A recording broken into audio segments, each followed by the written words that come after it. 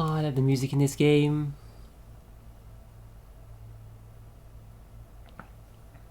Once we've moved, I'm gonna buy the soundtrack as well and stuff. Support them a bit. What are the devs doing now in this game? So they made Pillars of Eternity 2. Who are the devs of this Pillars of Eternity?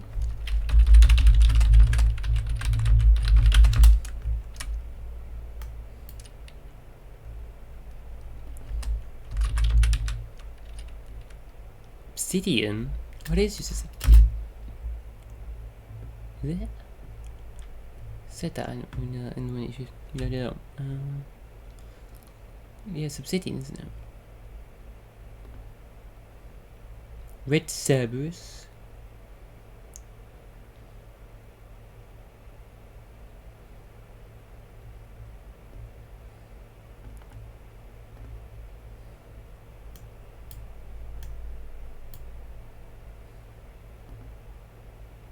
Yeah, they're making the Outer Worlds. I never finished the Outer Worlds.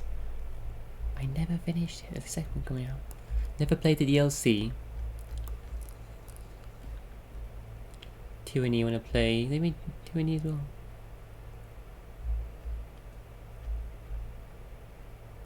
Dungeon Siege 3. I think we bought. I played the first one and the second one with Lee and I loved them. We bought the third one, started playing that together for like a few hours, and then just stopped. Yeah. That's the Old Republic 2, Neverwinter Nights 2. Ooh. They made New Vegas, yeah. I get what Obsidian's done. I think that probably working on Outer Worlds 2 right now, aren't they?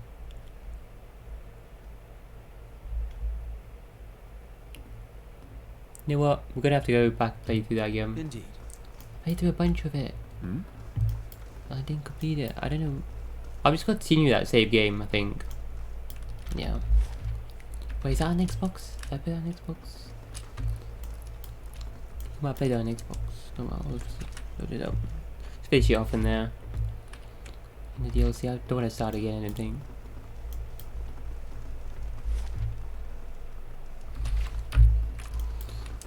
Dragon's Dogma as well, which I started but then never finished. So many like good games that I started and never finished. Gods keep you. Yeah. Okay. So, what are we doing? Find Vienna in Ondra's gift. What's the difference between a task and a quest? Huh?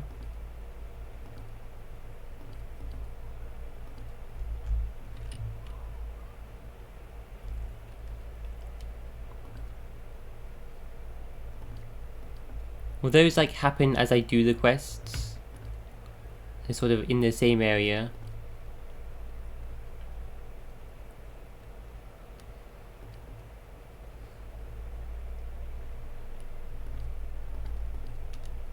Bring that thing to Kuan.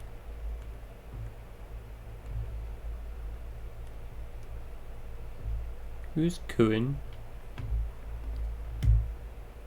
Doesn't tell you like where they are though, these people.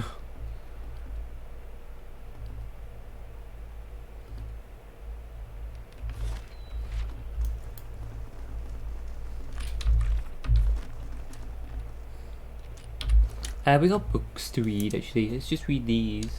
Well, I wanted to do part 3 of that first. I want to read them in order. Admeth Hadret, part 1, Rise to Power. So this is the fucking is it the Fakinians? No, this is the rebellion, wasn't it? Little could one know that the man who once destroyed part of his own country with fire would become the Deerwood's most beloved leader. Martyred in the war he started to free his people from an oppressive rule, there isn't a Deerwoodan who doesn't know of or revere Admeth for what he did. Strangely, even though there are records of his father Edrang's childhood, and even though he was raised in nobility in the Deerwood, while it was still Aedir territory, Information about Admeth's early years is nearly impossible to find. Admeth is not known for his childhood though. He is known for saving the Deerwood and uniting it with its sworn enemy, the Glanfathans. In the year 2652, the Deerwooden troubles with their Figurine were at a boiling point. Several of the earls under Edrang's rule, provoked by the imperial court in Nadir, resumed looting the ruins around Deerwood that the Glanfathans held sacred. And when the Glanfathans finally retaliated, it was overwhelmingly brutal and resulted in a slave uprising.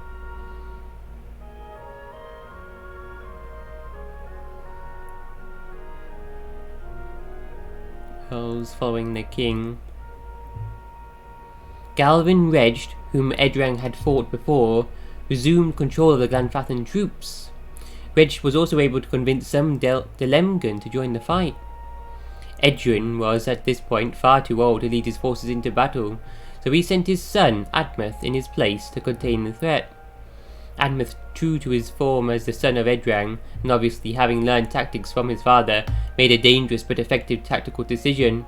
In order to prevent Reged's troops from using the woods as cover to keep them from advancing through his land, he set fire to the forest at the tributary of the Isk-Ua River, and positioned his troops to prevent any of the Glanfathan forces from retreating. This tactic proved to be effective. While some Glanfathans and Delemgan were able to escape, thousands died. And in the skirmish that followed, Galvin Reged was captured and sent to be held at New Hioma. Admeth was able to do what his father spent decades trying to do. He stopped Galvin Reged.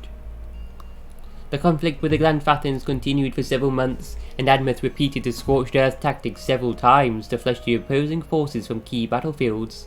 He was able to bring the conflict to an end before the year ended, and while it was a win for the Deerwoodens, it was very costly as well.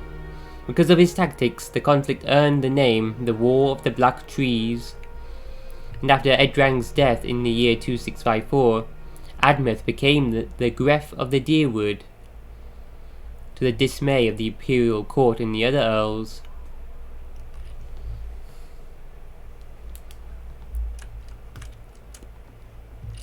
The king. Gref means king as well, doesn't it? And over the course of the next year, they defied his rule at every turn, rebuking his decrees and countermanding his directives. In the year 2655, a year later, Admeth had had enough. Even though he lacked support from most of the earls, he was admired by both the Valian dukes and all the common folk. And backed by this support, he issued an ultimatum to the Figurine to anoint him a Gref Palatine.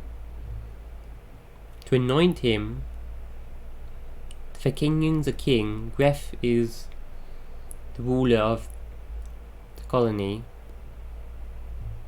And the Figurine, unwilling to deal with a rebellion while trying to establish a new lawless trade in Redceris, agreed.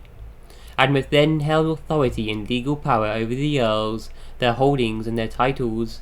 The Deerwood was no longer a greffum, but instead was a palatinate, and this change reduced the Figurine's power over the region. And with his new power, Admeth quickly brought the rebellious earls into line. But in exchange for the power, Admeth invested time and money into all of the Deerwood's ports and trade posts, dramatically increasing shipping traffic. This helped the earls and brought in more money for the Figurine. So he still helps the king in the end, brought in more money. Even though the colony became independent, basically.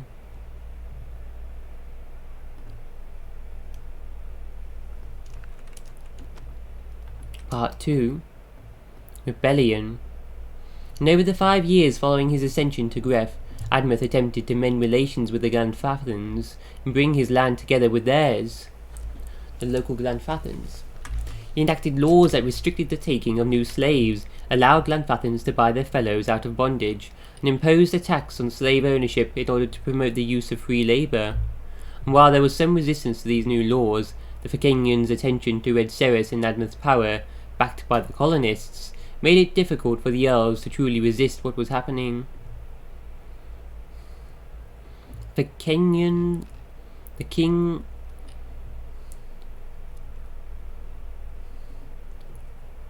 is dealing with Red Ceres. What's going on with Red Ceres?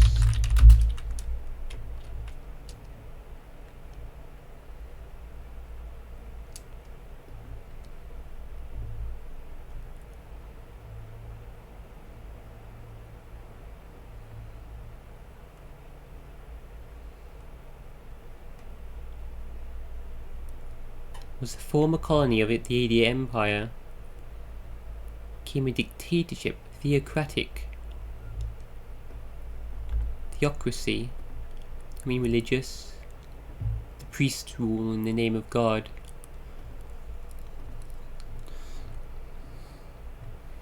Religious dictatorship. Red Ceres. In the year 2662, in the year of the 10th anniversary of the War of Black Trees, Admeth brought about the end to slavery in the Deerwood. He negotiated a series of treaties with the Glenfathans wherein a timeline was established for the official emancipation of all remaining slaves, and each owner would receive compensation in either land or money based on the number of slaves freed. And if they didn't comply, the slaves would be seized and their former masters would suffer a substantial fine. In return for this, the Glenfathans opened trade routes with the Deerwood and allowed Deerwoodans to live in and near the areas that had their sacred ruins. But they are under no conditions to enter the ruins. And as a final act of goodwill, Admeth freed Galvin Reged, saying he had suffered sufficiently for his actions. Wow, so they captured him, and he's been locked up for like 10 years. Galvin. The Figurine, seeing he was completely out of control in his own Palatinate, devised a plan to get the supply of ancient artifacts running again. He approached the Earls suffering under Admeth's rule and convinced them to hire agents to raid the ruins. Initially they did so in secret, but they quickly became sloppy, eventually being caught. This breach of the treaties incited Glenfathans again to acts of violence, while Admeth researched who was behind it. With the help of the local Glenfathan leaders, Admeth found evidence that pointed back to the Figurine as the source of the raids. That was the beginning of the end for the Aediran rule in the Deerwood. And over the next 7 years, Admeth and the Figurine maneuvered around each other, playing political, economic and military games in order to gain the upper hand. And in the year 2668, and 6 years later, Admeth declared the Deerwood had had enough. The Figurine would no longer be recognised. The Deerwood was now a free entity and would govern itself. This started the War of Defiance, which lasted 5 years. The end result of the war was freedom for the Deerwood, and though Duke Hadrit would never live to see it come to a close,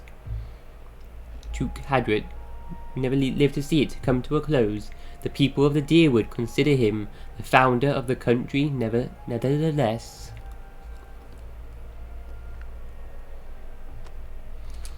He initially worked for the king, helped the king, and ruled the land, but the people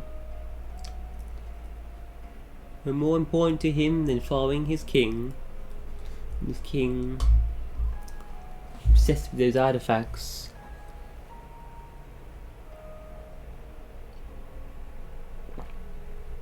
And he eventually became independent from the king. I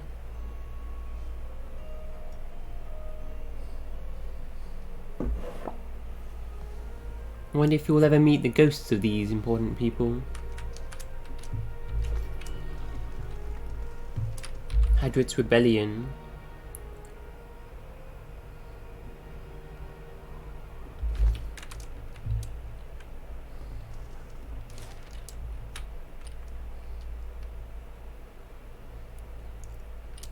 Let's go to Heritage Hill then. There are loads of zombies here.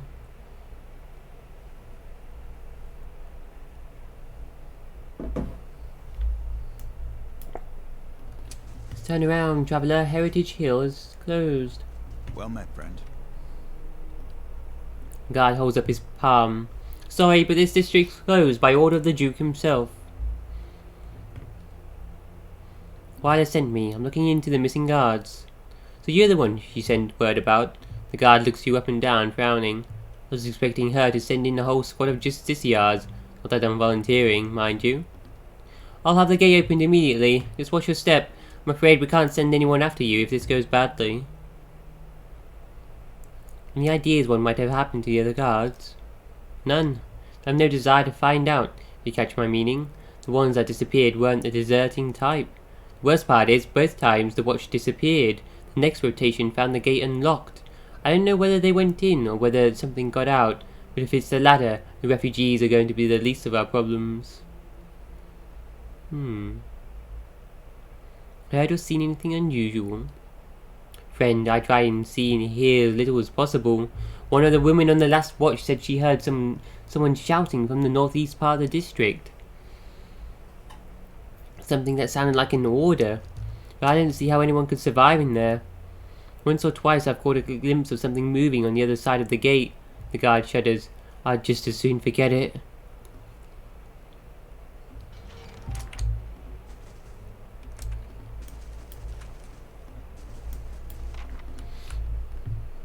Skeletal Ranger.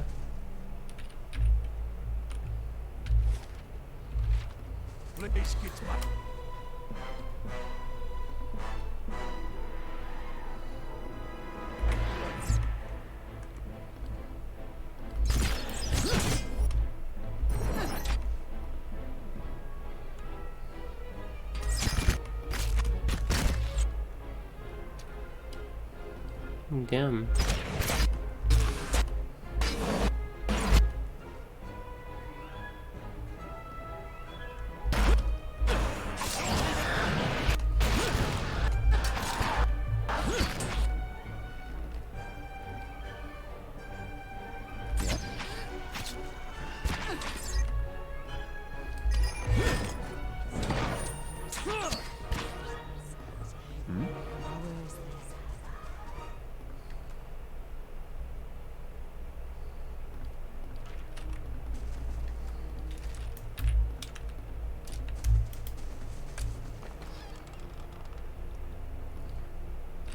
More camping supplies.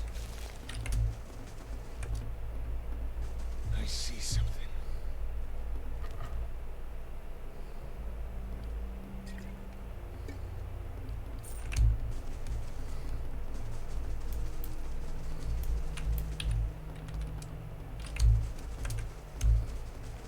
I'll see it done. It's finished. Yeah, it's just opening up bolts. Hey. Who's that? Dargle?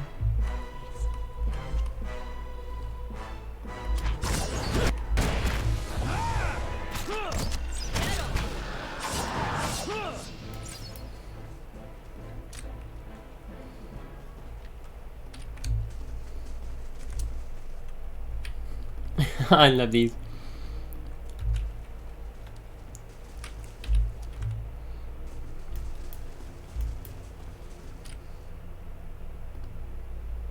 Hey.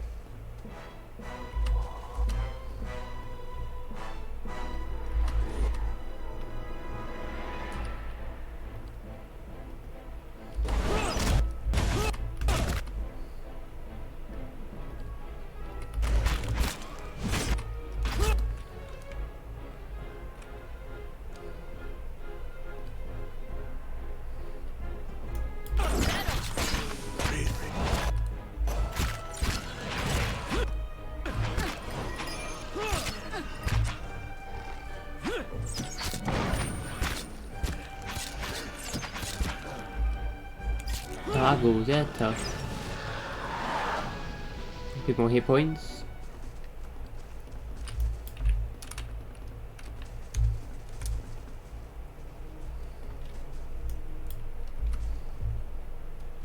Hey.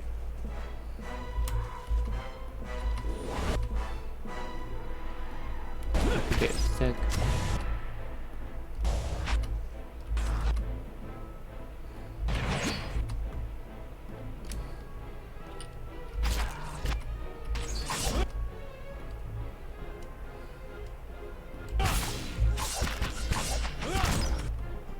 What aggressive is on? Fighter uses knockdown and the first opportunities. Not doing it. He's using his shield bash.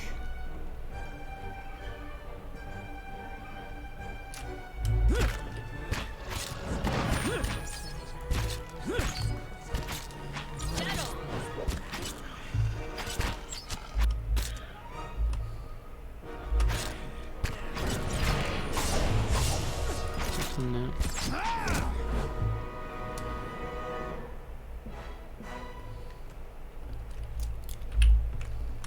Getting not enough room sometimes. Get them in the open a bit more.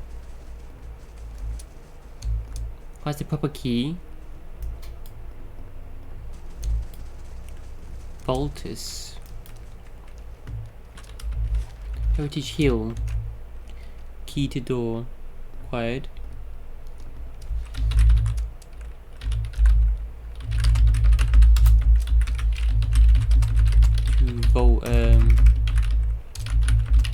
To vault.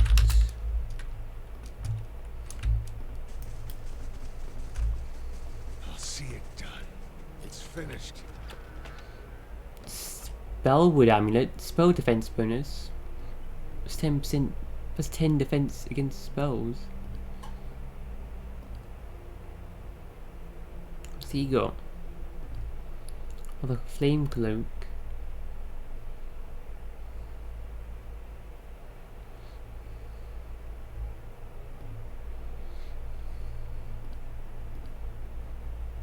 Give it to him.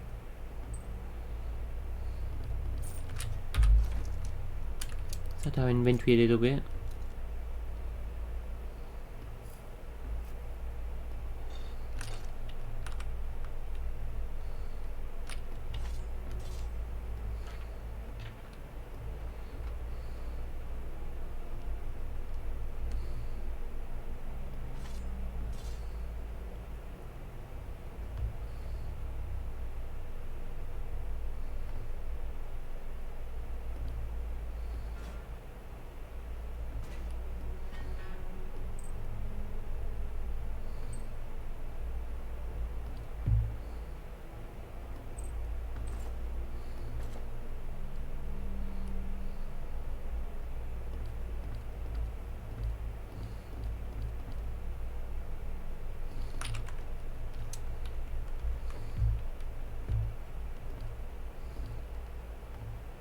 It increases hit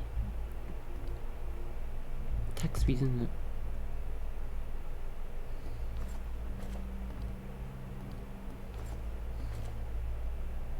Oh, the rabbit fur gloves we got. What? Increases your crit damage multiplier. 10%. Whoa. Should I give that to you? I'll keep the dex ones for now then. I'm gonna give you the dex ones, but...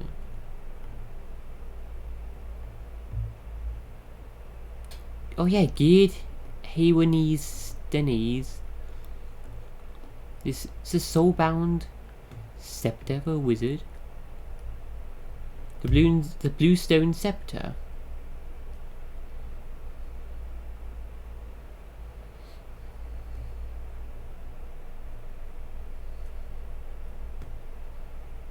Accurate for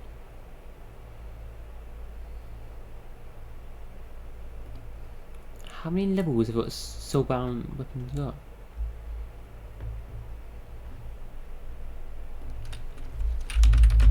Soulbound weapons.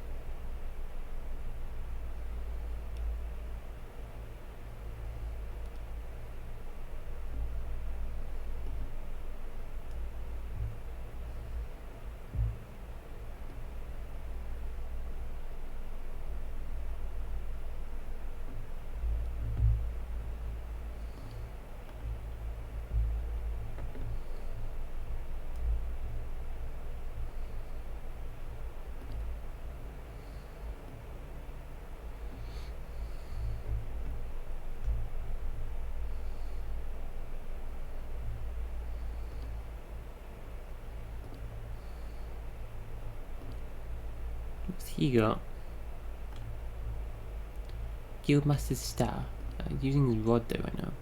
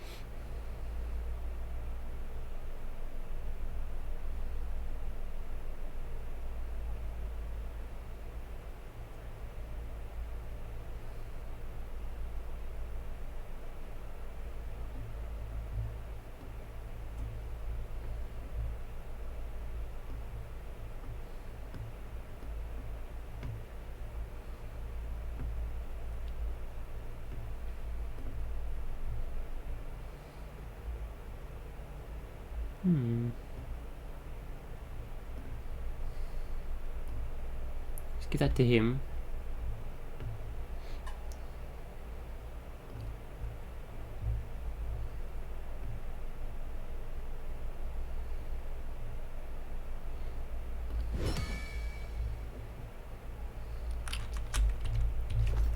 Yes? Cool, so Jones has got a good... What now? Scepter.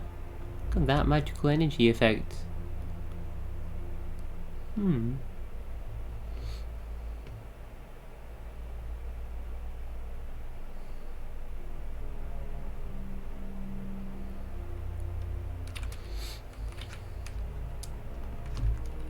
Oh, that's a gun that guy gave us as well. DR bypass.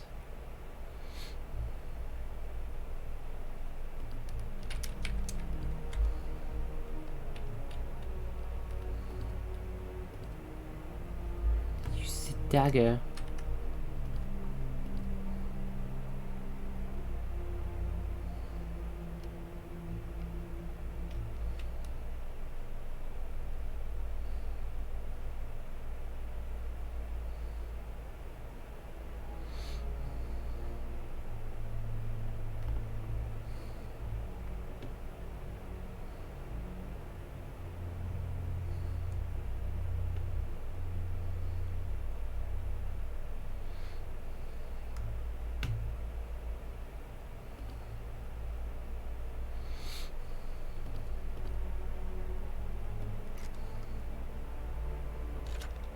Try giving her that and making her use a gun.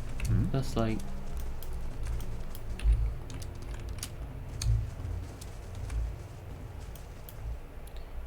Small plaque at the base reads, "Freedom above all, freedom above all, Admeth Hadret." Hadret.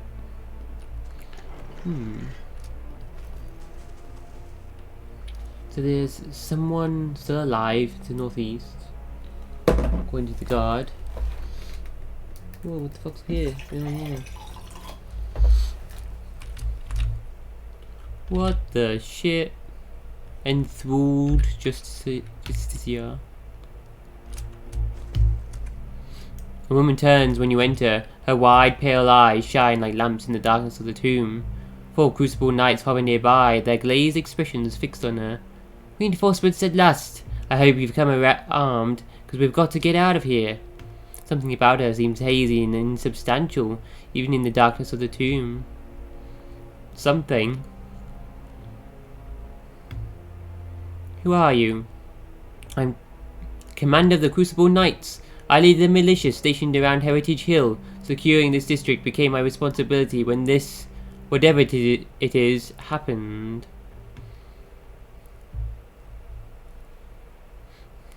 "What are you doing here?" "I came searching for survivors. Only too late did I realize there weren't any." She brings a hand to her head. Her skin is practically translucent. "I found myself surrounded by those creatures outside, and I had to seek refuge. Funny, isn't it, to hide from the dead in a building that was meant to hold them in the first place?" She pats the wall of the tomb. "Anyway, I've been waiting for some more reinforcements."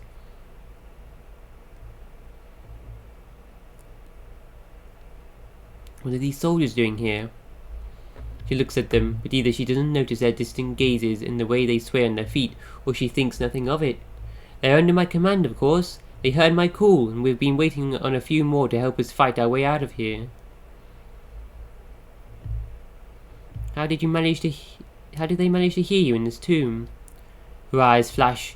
There's something unnatural about the way she hovers, watching you. I hope you're not questioning my command. I'm warning you, I don't tolerate insubordination. Not at all. And if you've caught your breath, we should move out. I think something may be wrong with the soldiers. That's what I've been trying to tell you. We've been stuck here with rations for I don't know how long. She closes her eyes and shakes her head. We need to leave while we're still on our feet.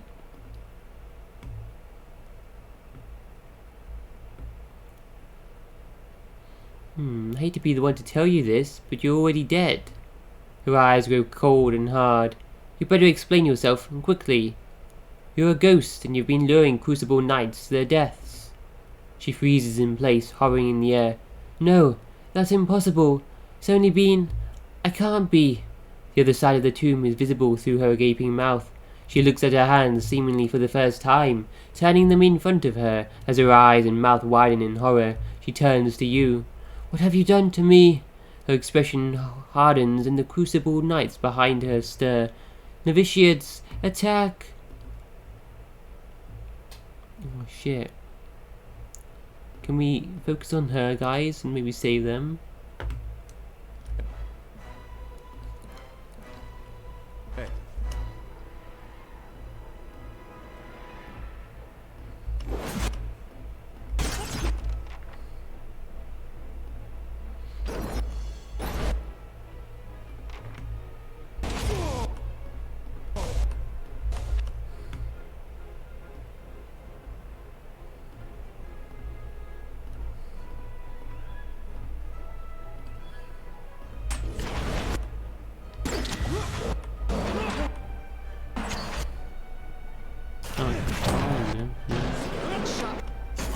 Oh damn, poor soldiers.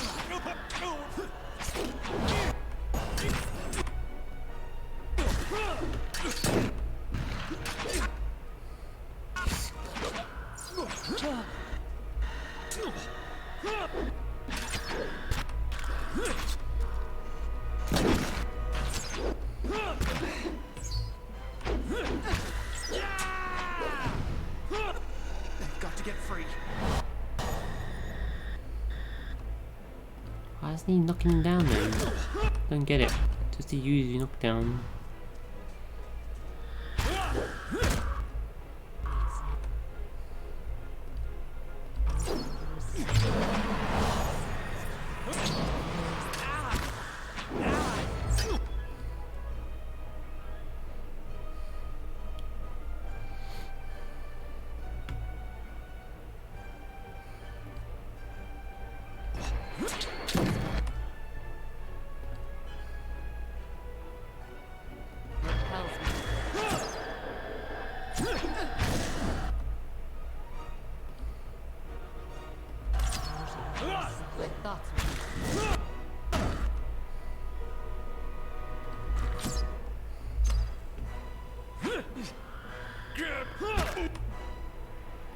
Yeah, interrupted. Allies.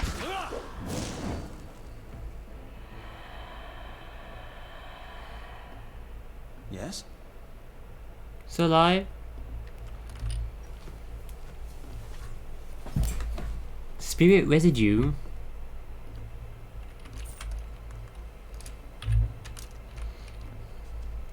It's finished. Of course.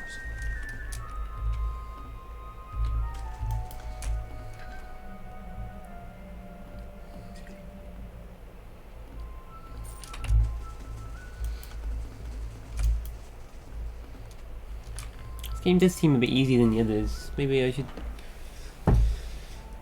Is there a higher difficulty than this? Maybe I should turn it up a little bit.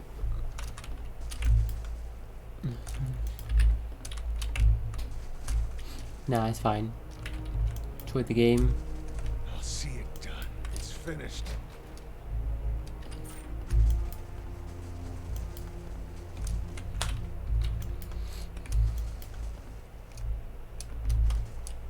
Hey.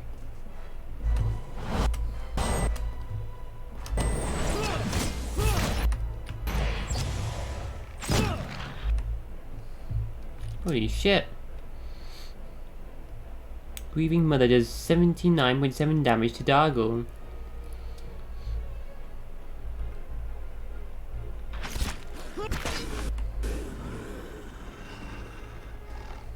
Save away eye now, because you're injured. You can join the battle now.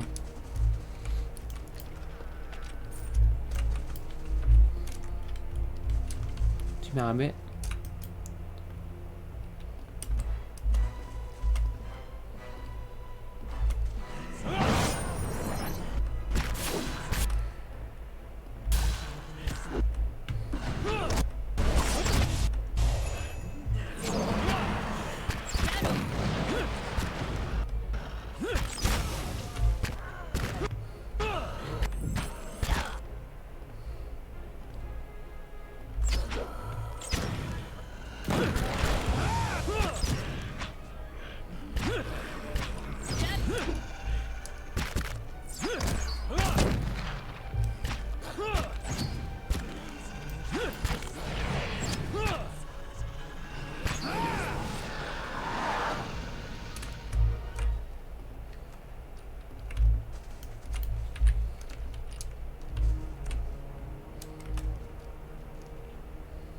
Hey.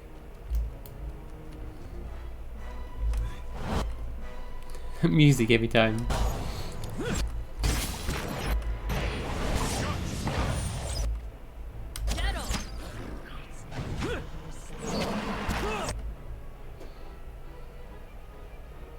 It's pure treason.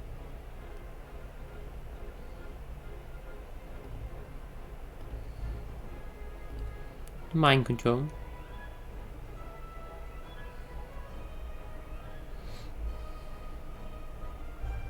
Immune. 2000.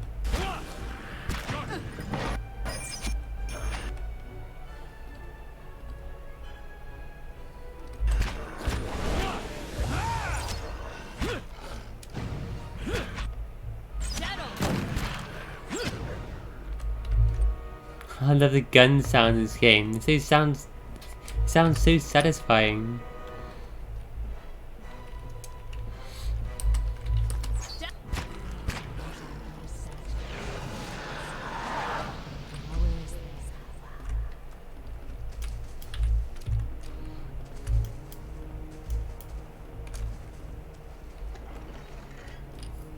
Supplies, yeah, let's just rest. Save. Well, there are 2 camping supplies in this area. Rest and Rogue can join the battle again.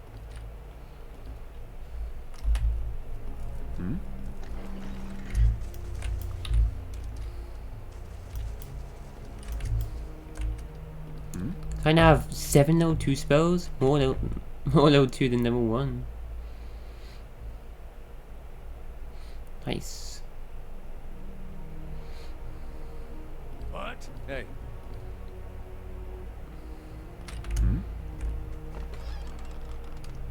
Potion of Merciless Gaze.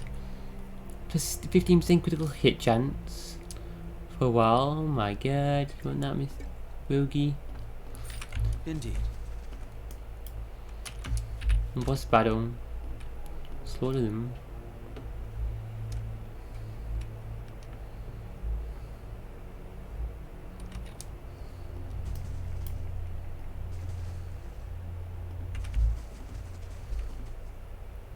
Broken chairs, appended tables, and shattered vases block the stairs.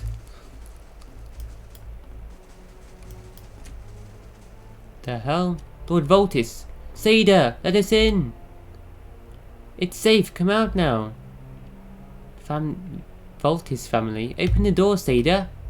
The female Dargle sniffs the air and whirls around, hissing, Survivor!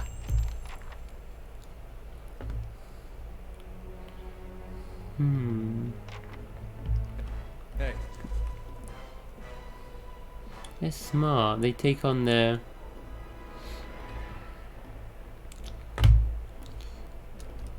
and trickier.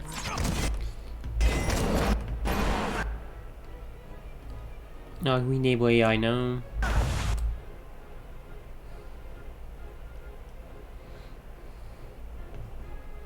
Enchant weapons again. Hey.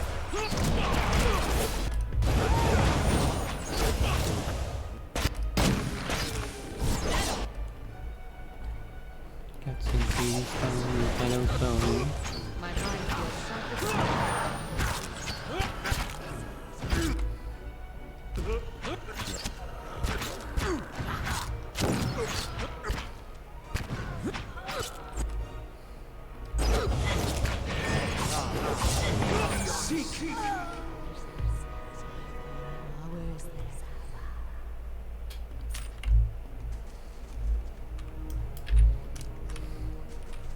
Where there's a pick, there's a way. Nice, I leveled up. Until everyone else levels up. Voltis Groundskeeper letter. This is a note addressed to the household staff. Please see to it that the family mausoleum is swept and the marble polished. The key is hanging, as always, in the kitchen by the oven.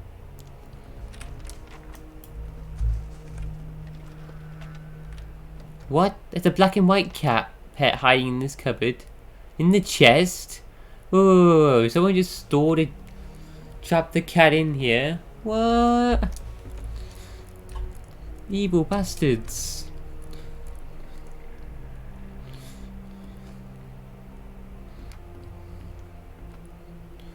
There's so many pets in this game.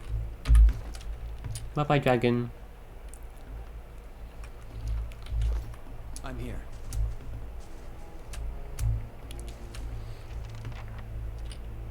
Safe haven. One light shines from behind the map. One light. There's a ragged hole to the outside, as if someone dug through. One light. What does that mean?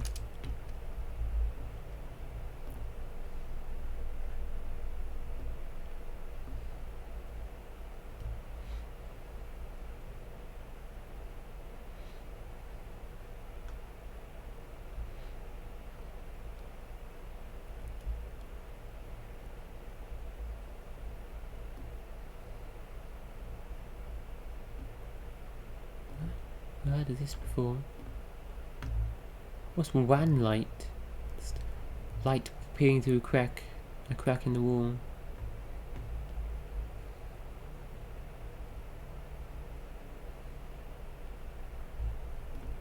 I don't know.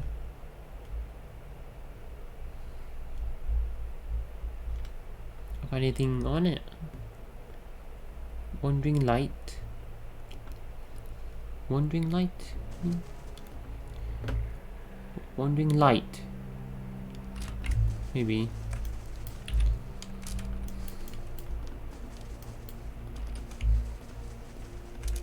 I'll see it done. It's finished. Right of ancient legends. In lore for a bit. Voltus Mana Key. This ornate brass key displays a symbol of House Voltus. A crossed sword and spear. Does that open up the vault then? Yeah. Is that where the girl's hiding maybe? Not actually hiding in there. Oh god. Hey. We open up the door. I think.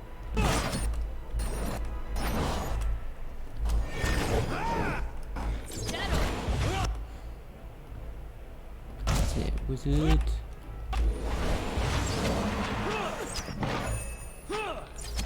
La.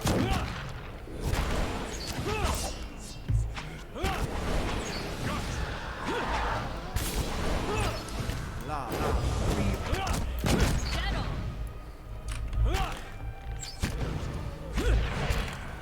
The cutest cat.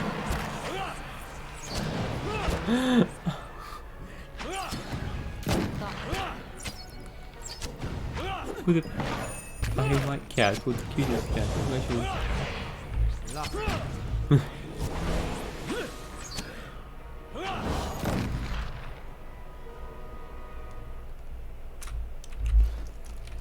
What?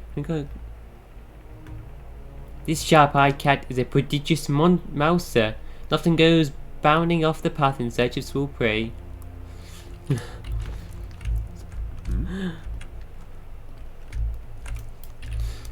Combat, his name shows as the cutest cat.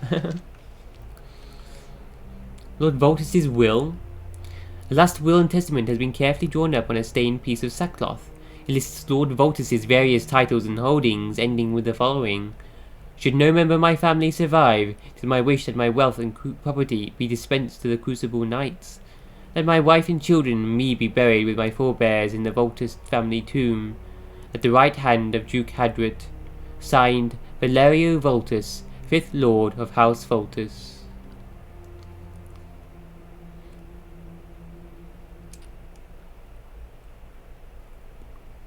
Animancy in the modern age. Animancy is a science both respected and reviled, sometimes by the same person. For all the research done on the topic, we still know so little. Control over life itself, something animancists have been working toward for hundreds of years. There are no real records of how the practice of animancy was first discovered, but once the spark of knowledge ignited, there was no stopping its inevitable discoveries. In the year...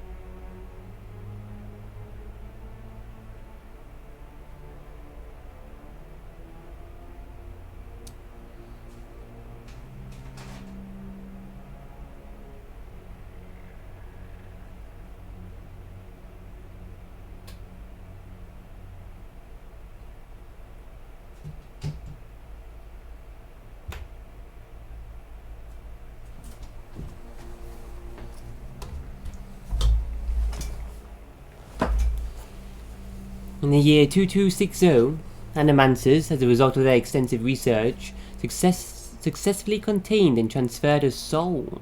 The subject of the experiment, whose name is unknown, was young and wealthy, but infirm. The idea was to move his soul from the dying body and into that of a recently deceased man who had suffered an accident.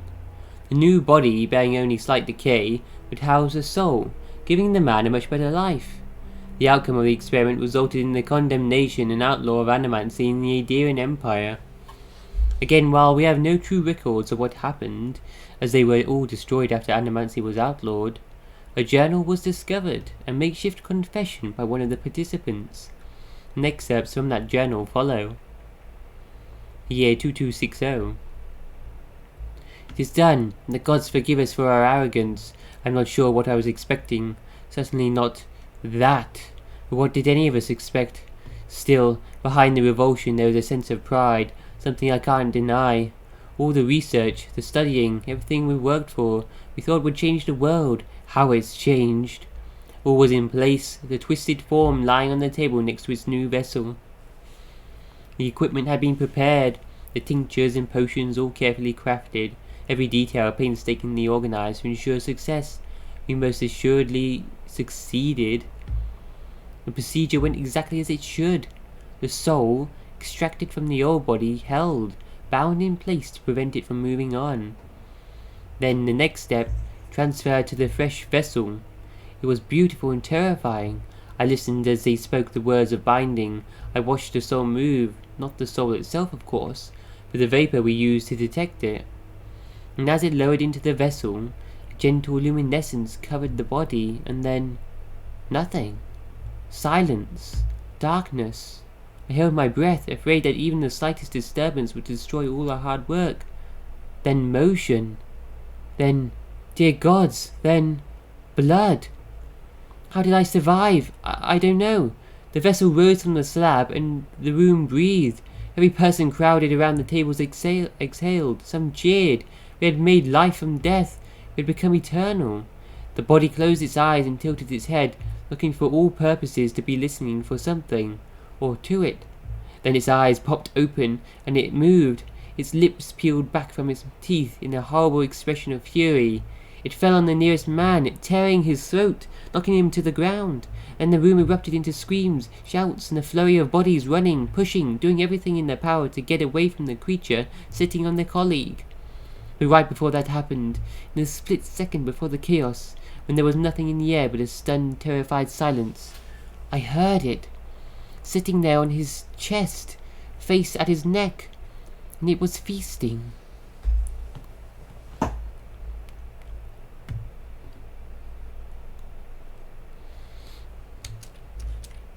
Heard it speak. So we just heard those zombies speak. They're kind of intelligent. Like ghouls.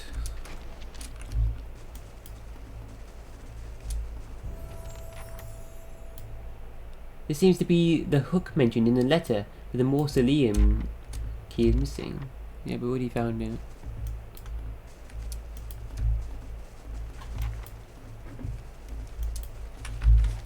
That all the rooms? Yeah. Okay then.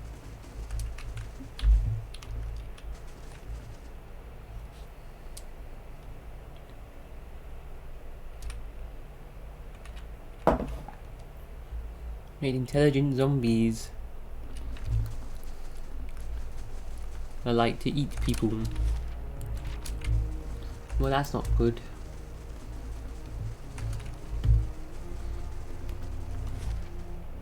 Let's save it there, but let's go this way first. I think other guy's about to level up. Wait for Ada, the mother. Scanny? Yes. Oh, whatever, let's just level up now. I think he can be spec. Before level 7 now? Yes? Well, yeah. More lore, can now use level 5 scrolls. New spells. Level 4 spells now. Awesome. What we got? Confusion. AoE confuse for 12 seconds. Dimensional shift. Switches the locations of the caster and one ally, and leaving a shockwave between them that stuns all enemies. 7.5 seconds. Essential Phantom.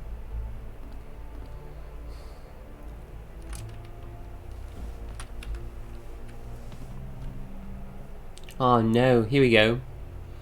Essential Phantom, it's like Simulacrum from Baldur's Gate. I miss that spell.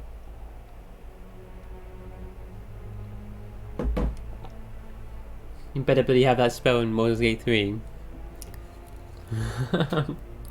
That's just fun. Creates a ghostly double of the caster, causing shock damage to enemies hit by it. Summon a duplicate of yourself for 30 seconds. Summon Neil Duplicate.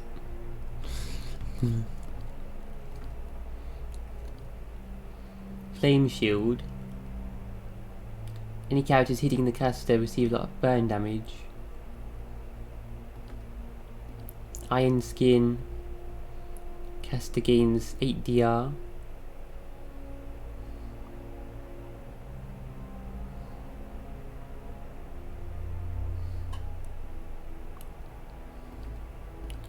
Minaletta's concussive missiles.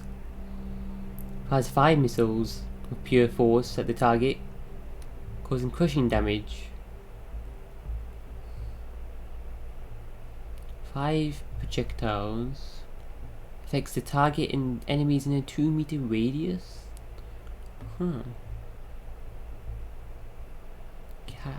Pretty good at interrupting enemies. Well, minor arcane revelation. Reflection. Creates a field of arcane energy around the caster, causing hostile spells of up to level 3 to be reflected back at the caster.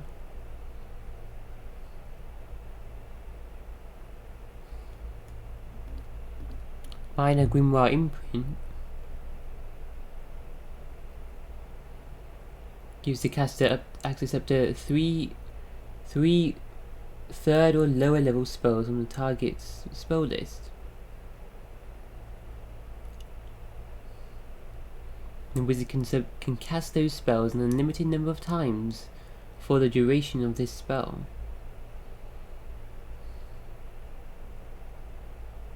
Steals 3 spells of level 3 or lower from the target for 22.5 seconds. Do they lose those spells then as well?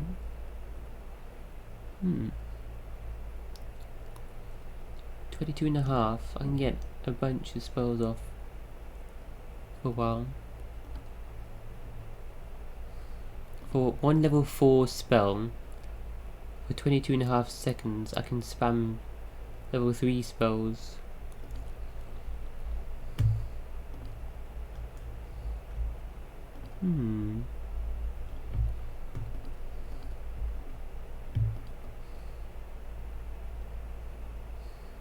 Wall of Flame, burn damage to anyone who passes through it.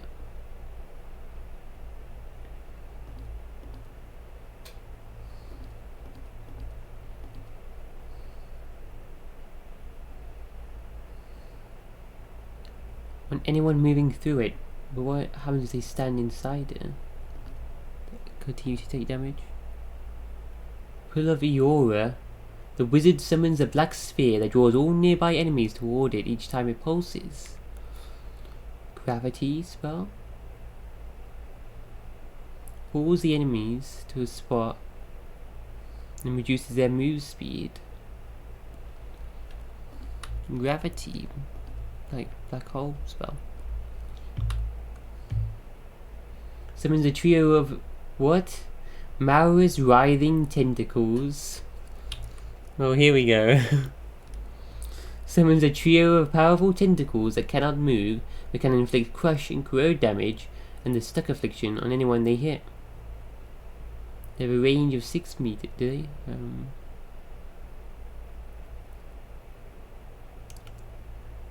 For 15 seconds, summon 3 tentacles. Sounds fun. Grimoire imprint, Maura's tentacles. Essential Phantom. Concussive missiles for now.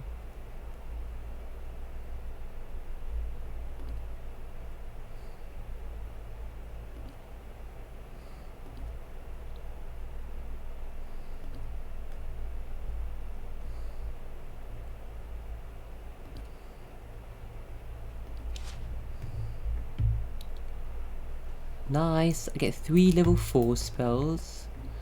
I get 2 and then a bonus one, don't I? Nice.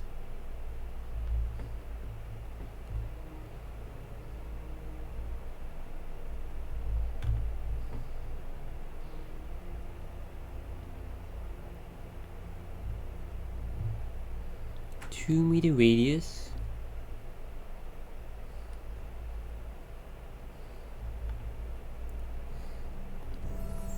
Endurance level up. Law as well. Healing locks level 4 spells. Barring Death's Door. Prevents a severely wounded character's health from reaching 0 when it would result in the death of the character. So it can still be knocked out.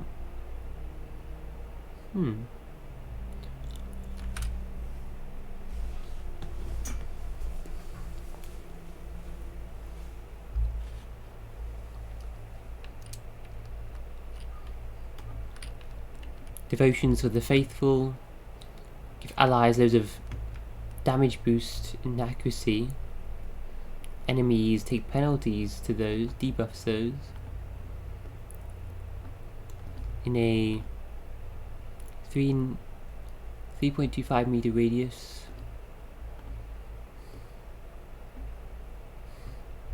Prayer against bewilderment. Immunity to dazed and confusion for 25 seconds. Allies, that's good. Restore major endurance to all allies. Searing Spell. Places a magical seal on the floor that bursts into flame when an enemy comes into contact with it, blinding them and inflicting burn damage.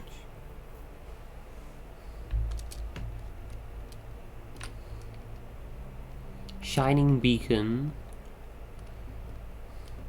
Debuffs enemies, reduces all their defenses for 11 seconds. They take lots of fire damage over time. Conjures an intensely luminous beacon of light, causing enemies in the area of effect to take a penalty to all defenses.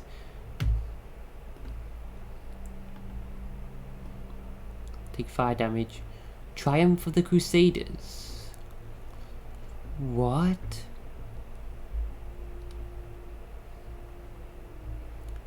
Imparts to allies the fervor of righteousness in battle.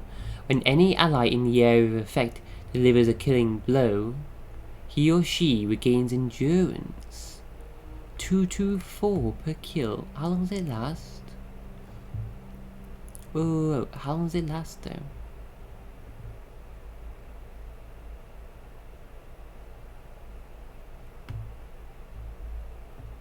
Well, what?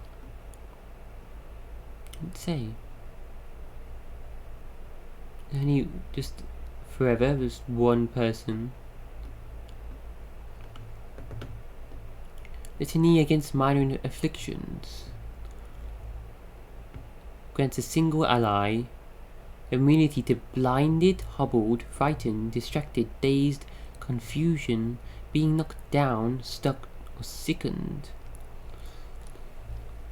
Wow. 25 seconds. Damn.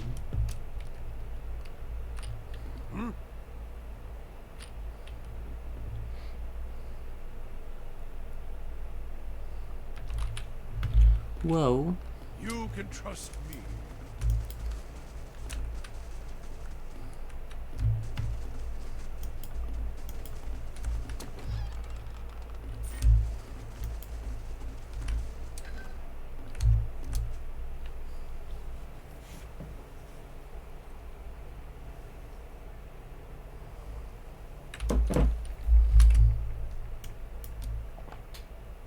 A canther. Woman bends over a roaring fireplace, feeding a splintered chair leg into it. As you get closer, you notice something unnatural about her. A certain pallor to her skin, lack of movement beneath her flesh, even while her arms execute deft, efficient movements. Then you see the puckered flesh, ragged and bloodless, over her heart. Sagari. Careful, Neil. This one thirsts for kith blood. It's rude to stare. Don't worry. I've no mind to start anything with you. After all, I've stayed in such good shape by choosing my meals carefully. She laughs to herself. Who are A you? survivor, by the grace of my own careful preparations. When I heard the claws scrabbling at the door outside, I took care of matters myself. And since then, I've been careful to keep myself fresh and fed. Jesus, she killed herself.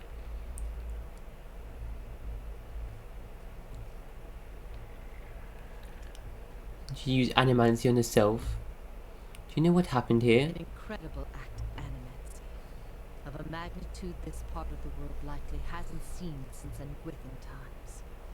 Someone found something very powerful and ancient, and I'd bet my own preserved life it wasn't Aldhelm or his lovely assistant.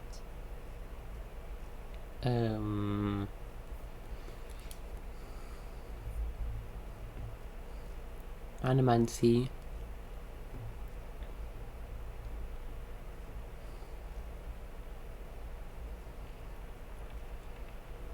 Tell me what you know about this Aldhelm. His name barely merits repeating. He's a charlatan who liked to dig up pretty artifacts and call himself a scholar. The pity with animancy with these days is that just about anyone can claim to be an expert. I still don't understand why this district is full of walking corpses. She spins from the fire to face you. Because someone found a way to tether their souls to their bodies, don't you see? She snaps her skull with an impatient finger. So when the heart stops beating, when the blood stops flowing, their bodies still animate, and with a newfound hunger. She turns back to the fire. Those that can feed it with living flesh in essence stay strong and sharp. Those that can't degenerate quickly.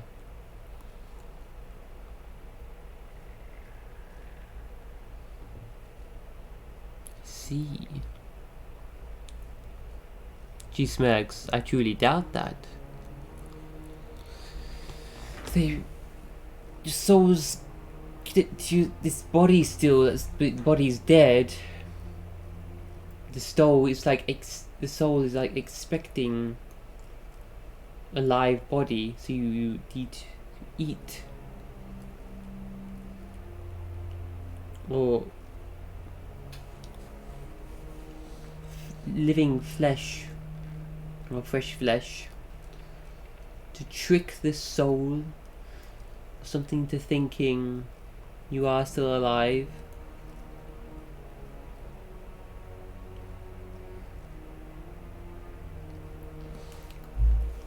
Or something, I don't know. Yes?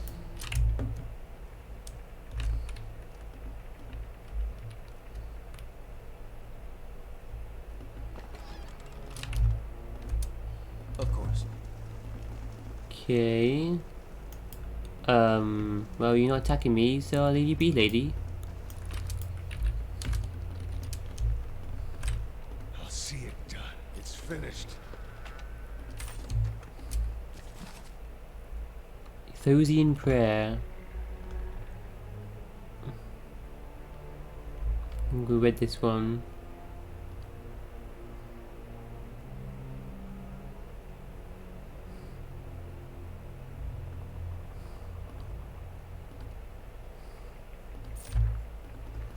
Where there's a pick, there's a way. Prisoner. Oh, she's keeping prisoners. Okay, I guess we're killing her. Upgrade, level up Ada in athletics. New fighter ability. Armored Grace. Choose speed penalty when wearing armor.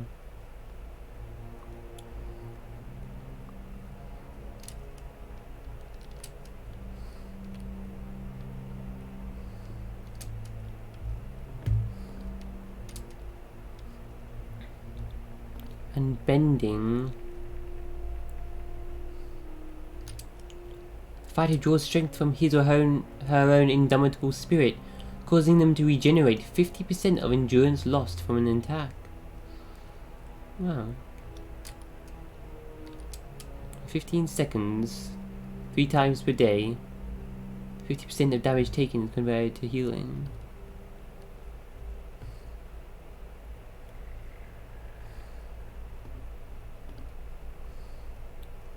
It's 20 accuracy for a while.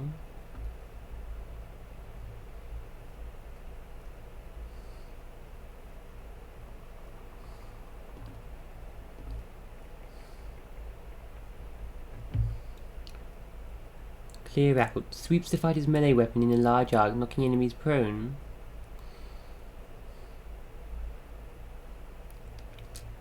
All nearby enemies prone for a while. 135-degree cone. 2.5 meters. Into the fray. The fighter lunges through the battle, pulling an enemy into immediate melee range, causing piercing damage and leaving them dazed.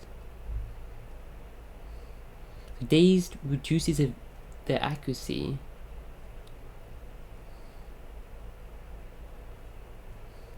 And dexterity, perception, and intellect are also reduced by 2, and their attack speeds reduced by 15%.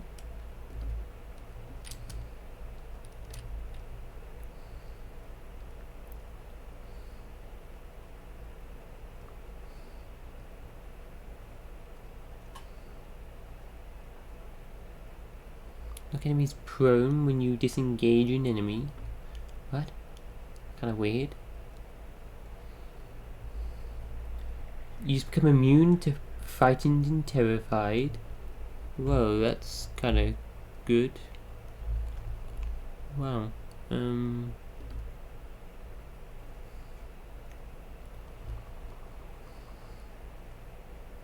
Holy shit, that is pretty good.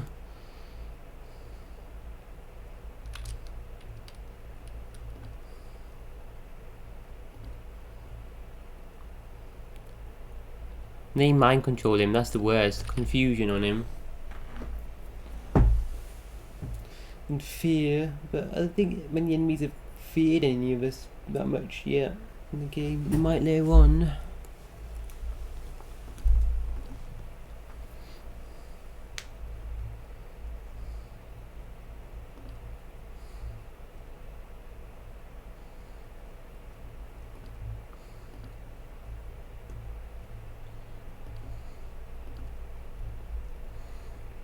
And bending's pretty good. 3 times per rest though, so plus damage, some weapons. Immunity to frightened and terrified, that's just awesome. Yeah. For a tank, yeah. Getting that. Nice. I'm here.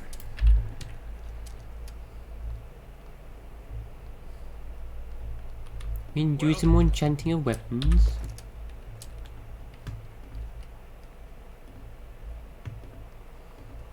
Level 7 now, it's level 8 when we get the next thing. Exceptional. It's already exceptional, that dagger.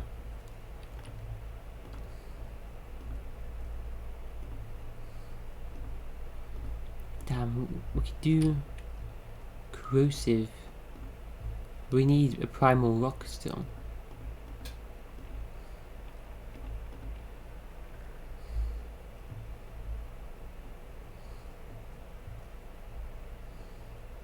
But this game's all about the undead mostly, as the main enemy. No ways though.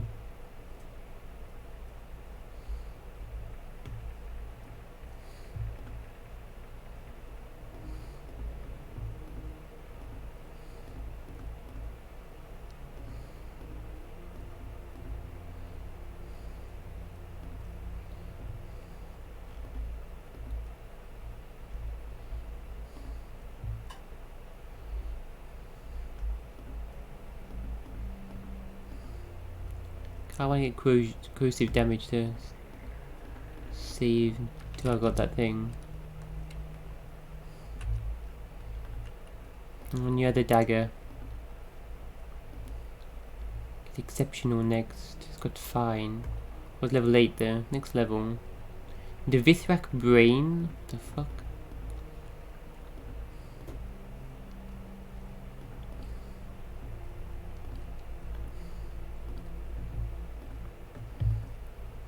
Fine, exceptional, right?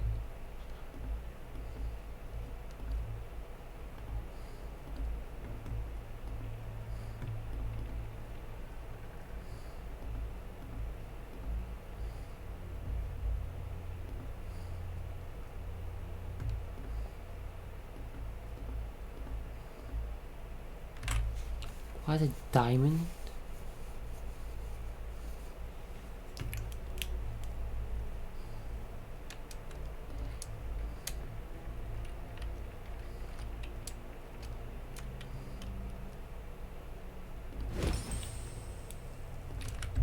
Enchanter. Apply for my 5 or more different enchantments. Can't enchant boots or belts or rings. Only your main armor, torso armor, and your weapons.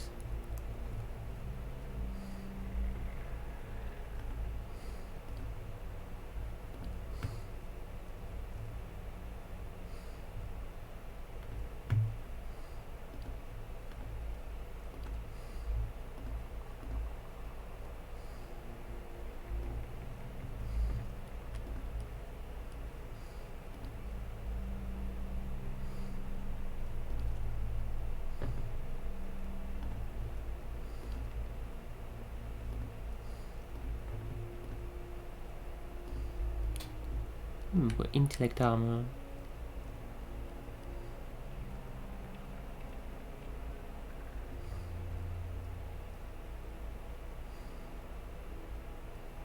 What's intellect do again? One might if we can. AoE, duration, action speed, dexterity, might.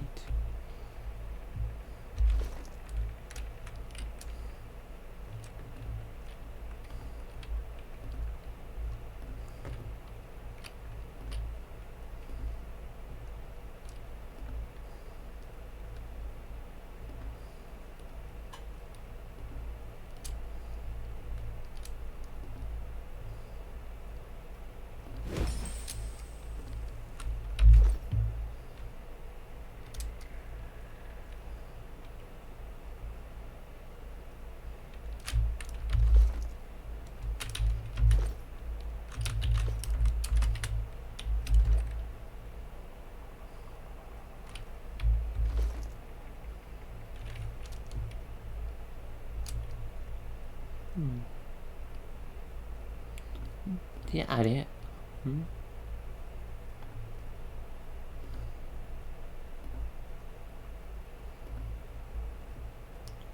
It's got accurate, plus 8 accuracy.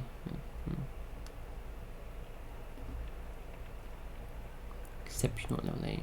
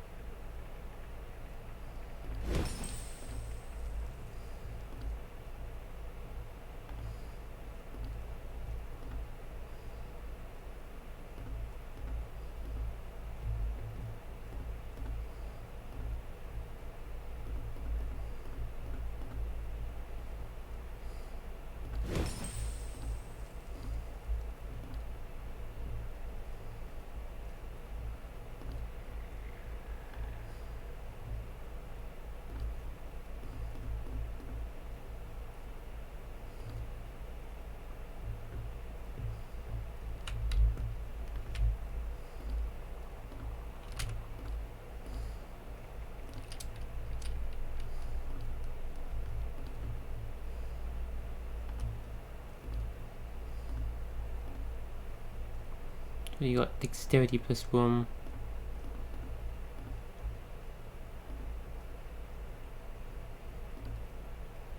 Need diamonds.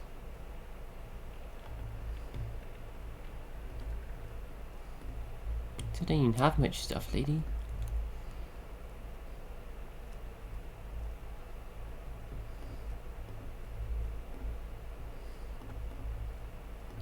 It's good for you. Dexterity.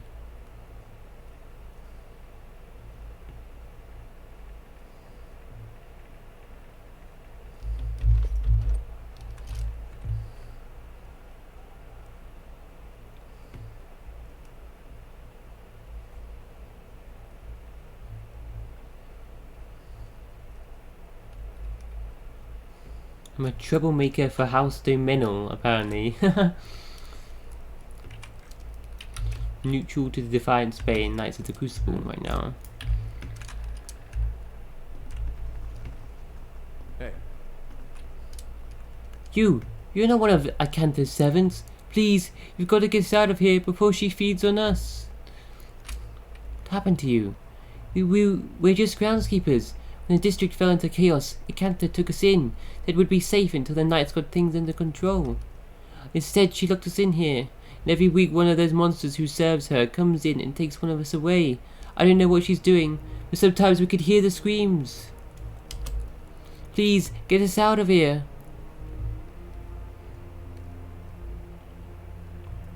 Stay here for now. Spider fingers. Minus spellbind. What? Restore light endurance 3 times per rest. This one perception.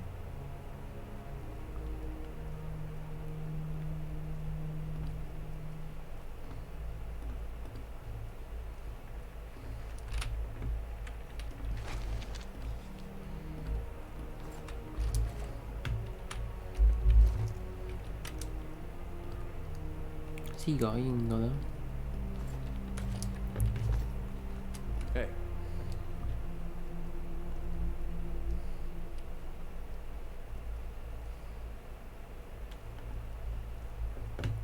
Oh wow, so all new right allies for a bit. They use items as well. I think that's fine to use items. Hey. What? I'm here. Alright, we'll kill her. I'm here. Hey. Stay before we do.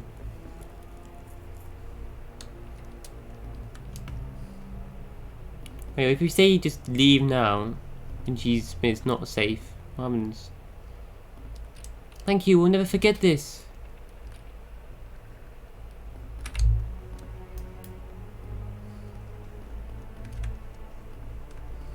You return. What if you come seeking this time?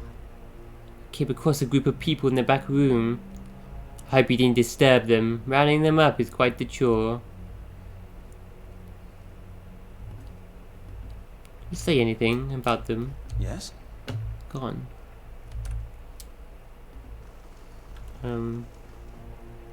Hey. Shall I kill her? She doesn't seem bothered. I thought she'd be bothered. Attack me. Can I kill her? I can't.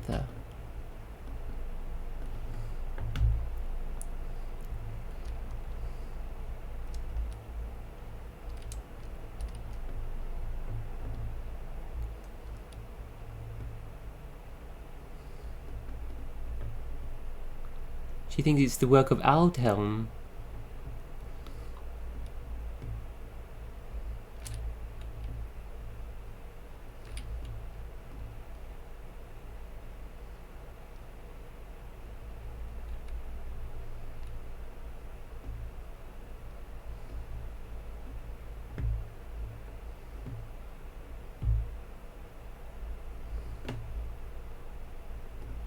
Oh, she's like immortal. Hey.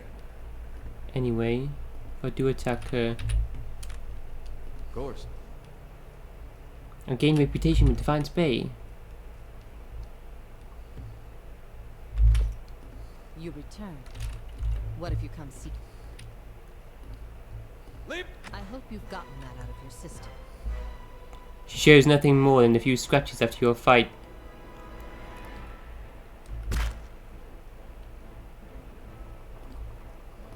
I hope you've gotten that out of. I hope you've gotten that. I hope you've gotten. I'll kill you, lady. I hope you've gotten. I hope you've gotten. Injured.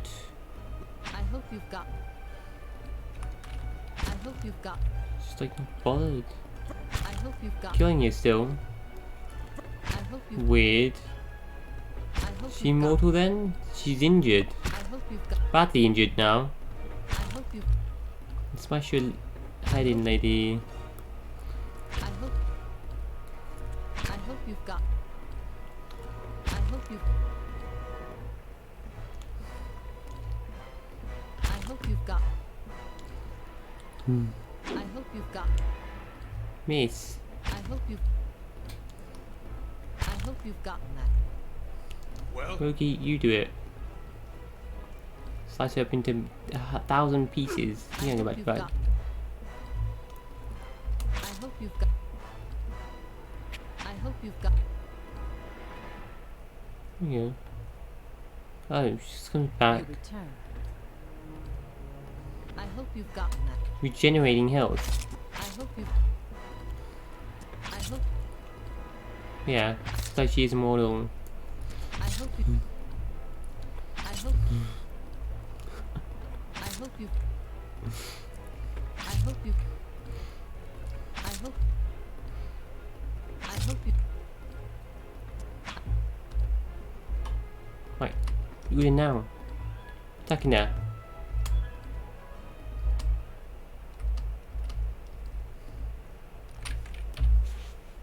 Okay. Well, if you come back to her later, she can teach you the Ingwithan language or something. Oh, okay. He's not bothered. She's strange. Right. When I kill her though, she's been like eating people. The game didn't let you kill her. She's immortal though. Keeps coming back. So like a lich. She's more better animated than the other dude that caused this disaster. She's actually just turned herself into a lich.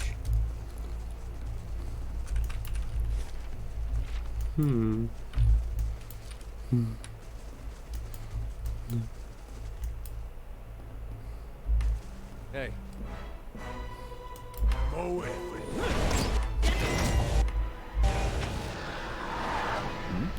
Whoa.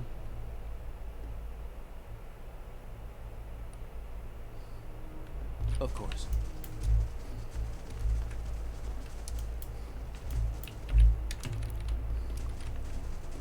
Rogie McRogue.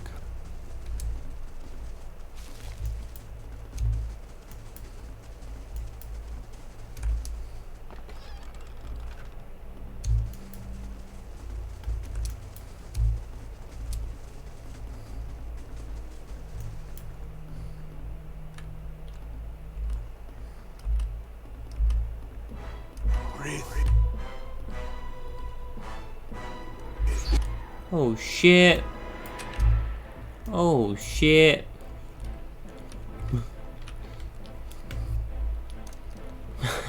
Get my idea.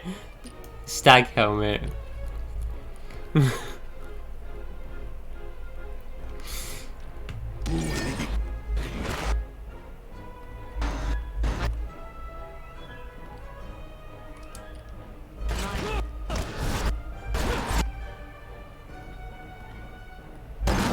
Down there. You can. I'm dead, aren't you? Disgusting.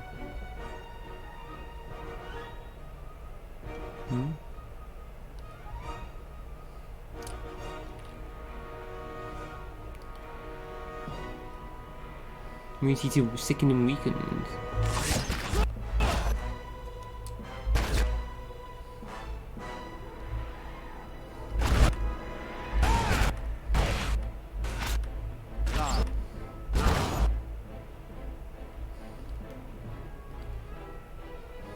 What a mess.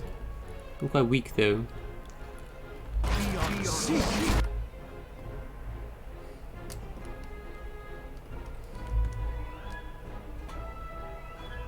You never really use it.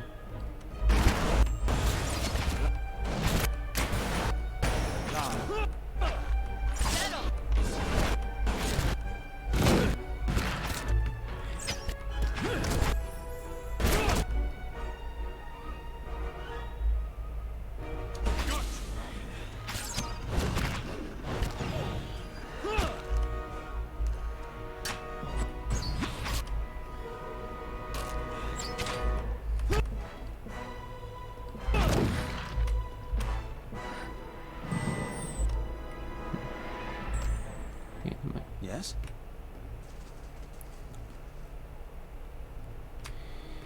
Sagani load up.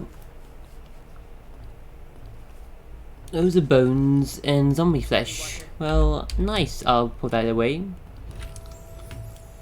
It's ingredients in my magical experiments later.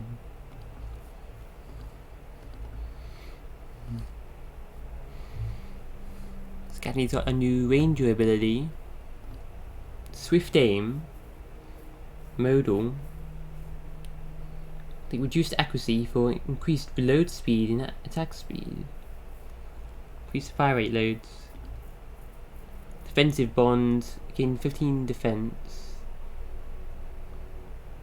So does your animal companion.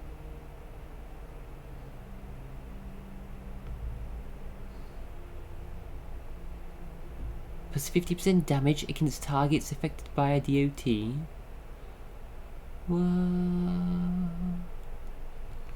Plus 50% damage if we do DOTs on the enemy.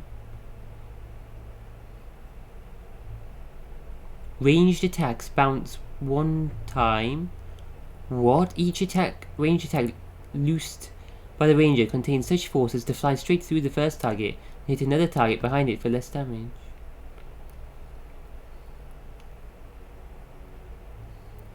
For less damage though. Let's see how much damage it does. Is it only directly in a line? Bounce. Actually, like, change direction. Take down. Instructs your animal companion to knock a target down. Whoa, prone. 2 prone counter. Ooh, that's pretty good. 15 armor against ranged attacks. Vicious aim. Reduced attack speed. Reload speed. Loads of damage and accuracy bonus.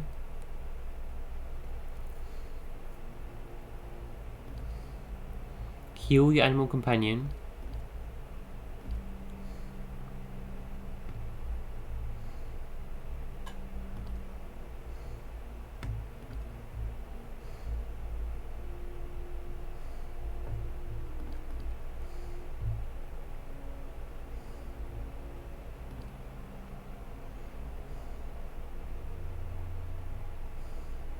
You have one modal ability active, can't you? Driving flight. Knockdown looks good. Take down and driving flight. Oof. Knocking down enemies is awesome. Oof. That always goes through the target.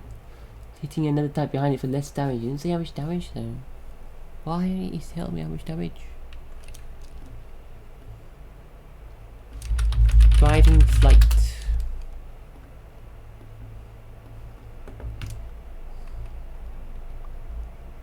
Additional attack counts as a bounce, hitting an additional target up to 5 meters behind the original target. Behind them. Dealing 50% damage. Do like 50% damage. It has to be behind them, goes through them. Still.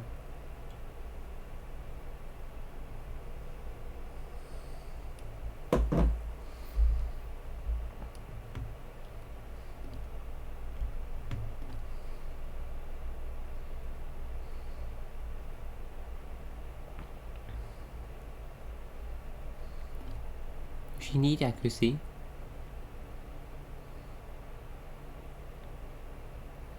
She's got loads of accuracy, then I can take that one. She's already doing enough damage. Yeah. Take that. Increase that. She's already really fast, I could increase her damage a bit. I'm not sure what's worse on her.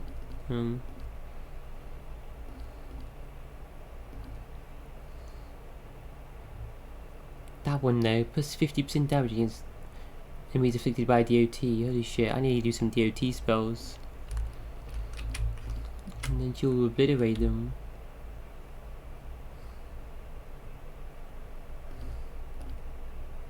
Takedown though, oof.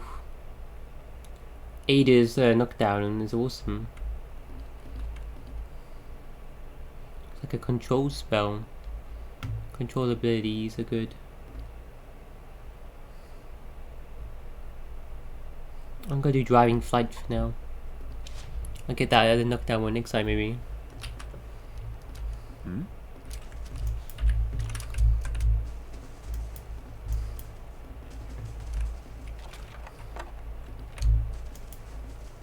The hell is this? The massive stone door of the tower is sealed. There doesn't appear to be any way of opening it. What the stone tower? Is this where that guy lives? So all these were guarding his base basically. Ah, okay. I don't know why there's so many.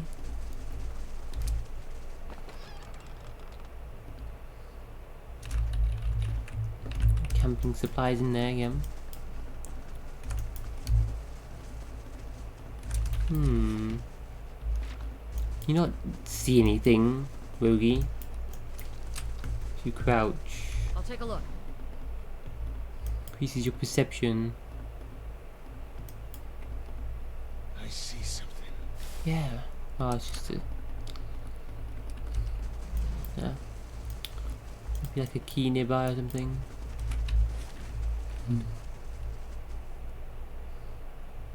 So going to the mausoleum of the Voltus family.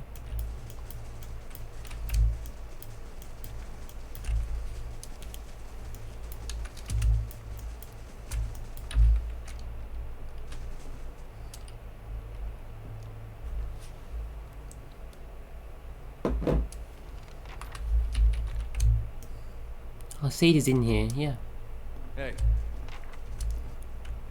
The little girl cowers in the back of the tomb. Her face is streaked with dirt, and even in the shadows you can tell she's far too thin. She watches you, holding her breath.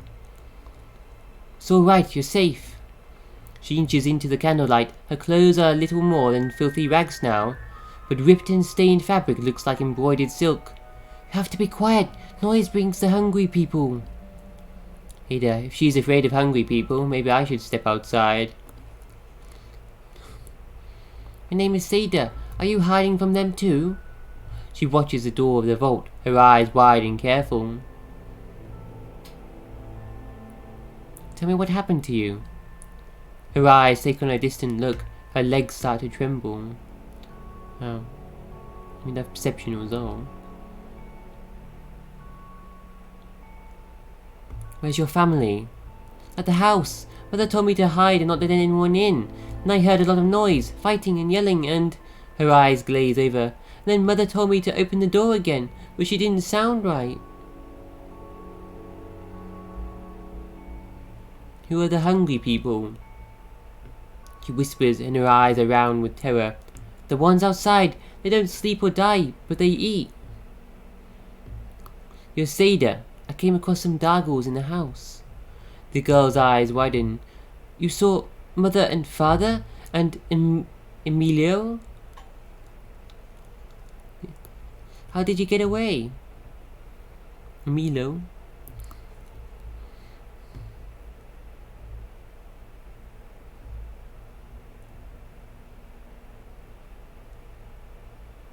They never saw me. I was very quiet. She picks at the thumbnail, watching you. It isn't clear whether she's convinced or just dazed. You need to get out of here. Is it safe? Are the hungry people out there? It's still dangerous, but the path to the main gate should be clear. Run for it. Really? I won't let anything catch me, I promise. We're not gonna escort her.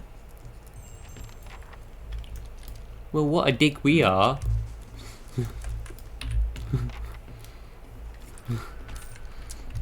Well, I'm gonna loot your family vault now, because fancy you just being a little kid and just didn't know anything about this. We'll still go in here and steal everything. Nestled among the candles are the odds and ends of a patchwork family memorial. Alien lusks, a cameo etching of a woman in finery, and a turquoise necklace. So lusk, L-U-S-C-S. What's that? What?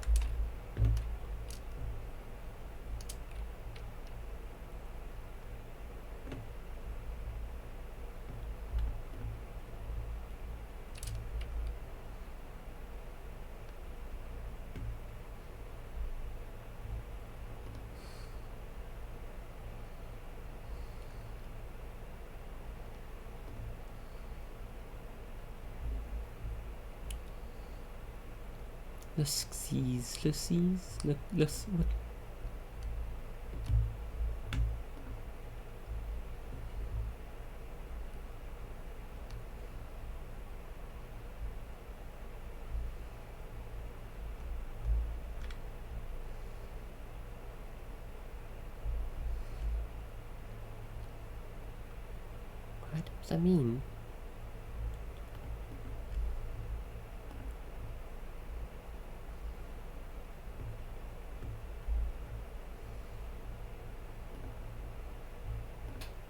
Find anything on it? Then Google a word, nothing come up. What does that even mean?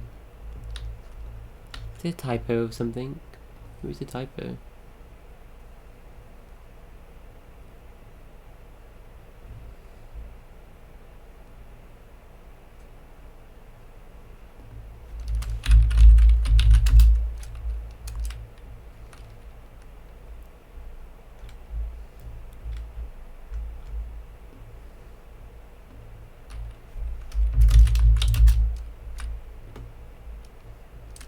Lights.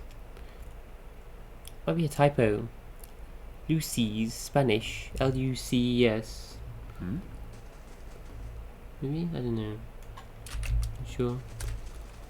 Probably a typo. Bones beareth this.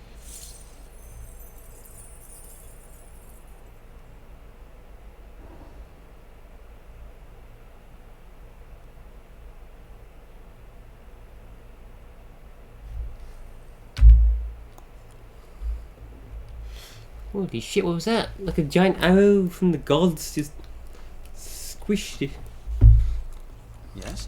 Rogie McRogue. Indeed. Let's keep quiet. I see something. Why didn't you see it earlier, mister?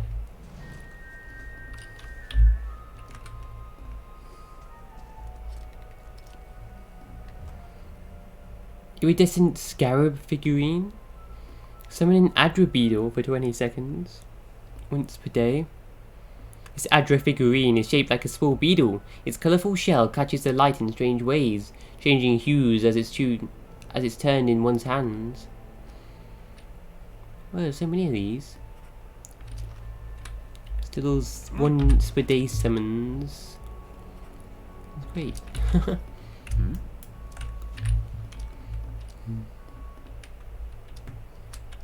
You gotta use them all.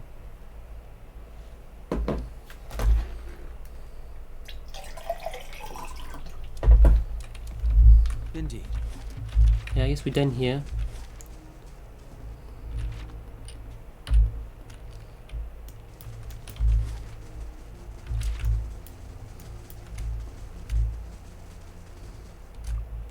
Cedar, there! That's the nice man who helped me. Justicia, thank the Eye and Arm for it. We'll get you sorted out at the keep. Hello. Yeah. What's going on in there? Both guards look at each other. Look, even if I were allowed to tell you, I don't rightly know. All I can say is whatever it is, started about 2 months ago. The guards that closed the gate talked of something unnatural that still wakes them in the middle of the night. I don't want to know any more than that. Yeah. Missed that dialogue. And the guard's gone now. I think I've missed up a bit. Go back to the first fires. Report that to that dude.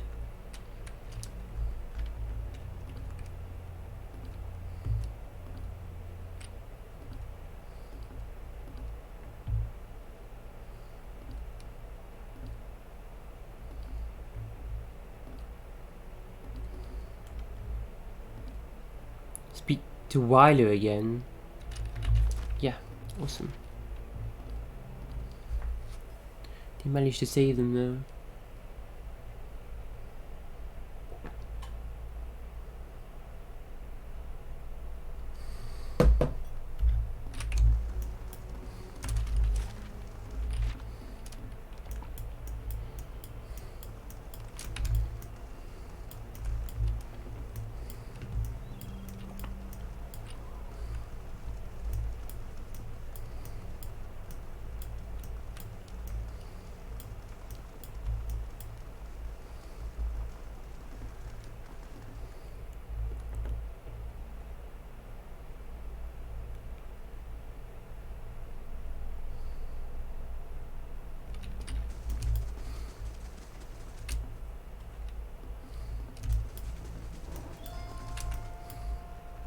Messenger from Defiant Space arrived at Caird Nua.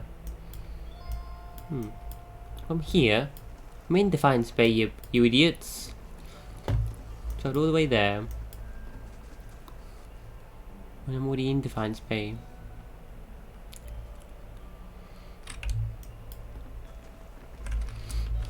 Oh wait, not you. Wait, who am I supposed to report to?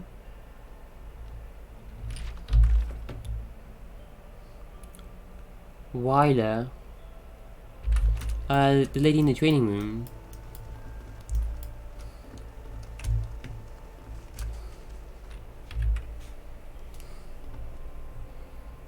Any news from Heritage Hill?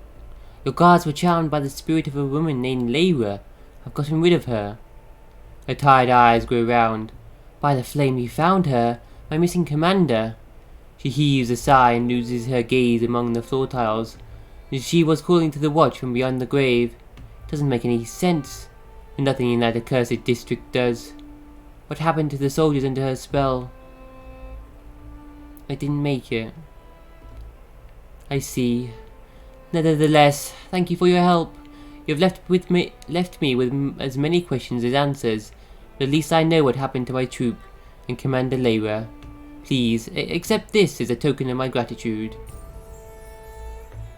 1,000 copper. There's nothing else. I must attend to my duties. Nice. Grieving Mother Loader.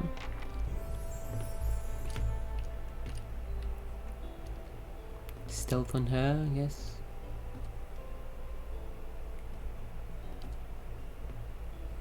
Even though she's using a gun now. Whatever.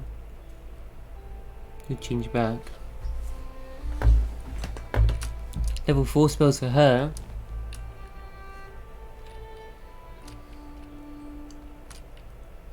Enemy takes... You drain damage reduction from them.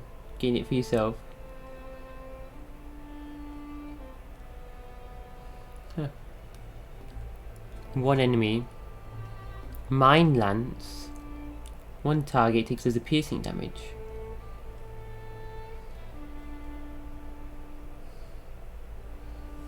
Can affect allies. Attack in a line. Pain block. Buffs allies. 10 DR. Regen endurance as well. Whoa. Could you just keep charging that up? Got like an infinite heal.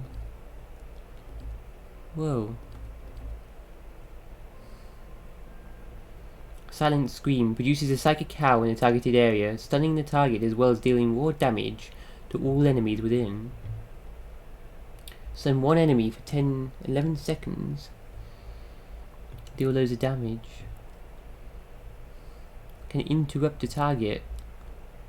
Very high chance of interrupting them. Wild Leech. Latches onto some characteristic of the target's psyche and drains it, granting the same amount as a bonus to the cipher. Affects a random attribute. 10 points stolen from a random attribute on the random stats. 20 seconds. Ciphers are interesting. Going between, an ally superficially takes on the form of a spirit. Their movement is increased and many incoming crits, hits and grazes are converted to a less severe result.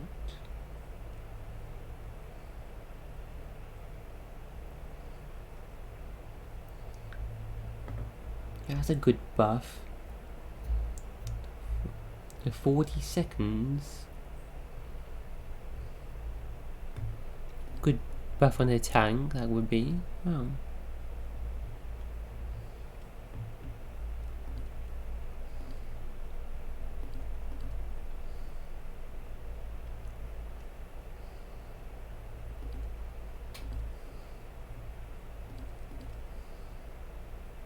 Regenerate endurance DR.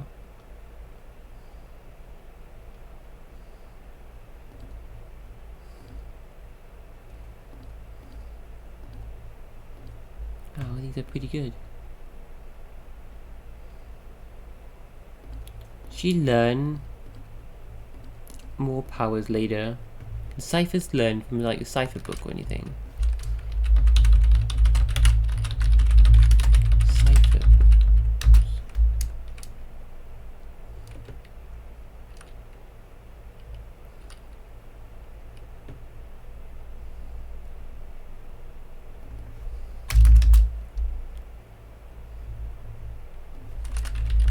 Then spells. Yep, more cipher spells.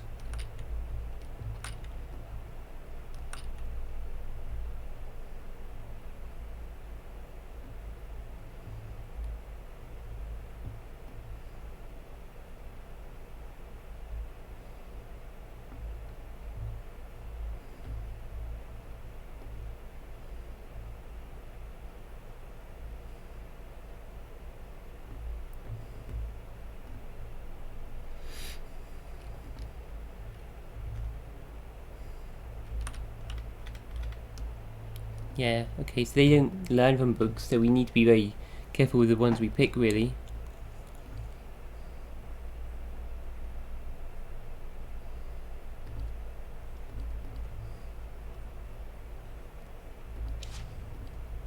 She currently got... She uses Whisper of Treason, Mind Control, and an attack. It's got...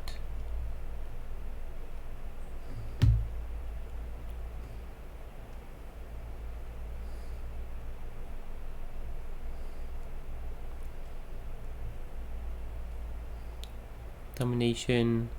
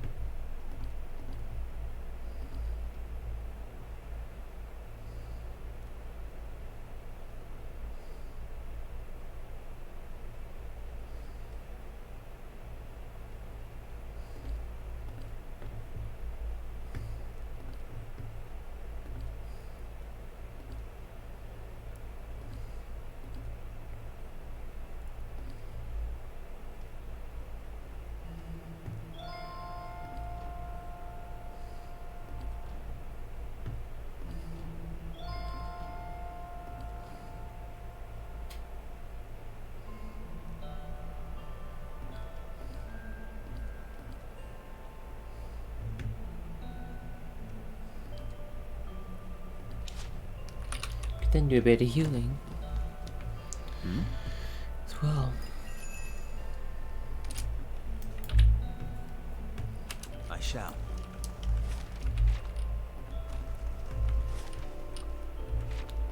Starts with 30 now.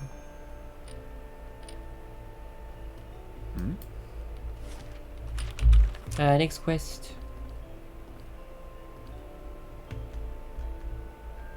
Herbal Royale.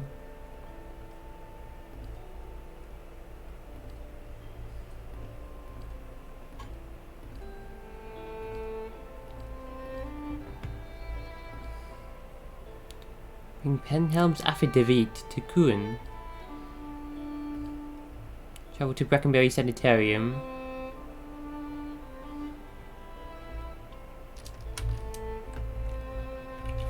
Ondra's gift. Explore the other areas of the city then. So gotta do that.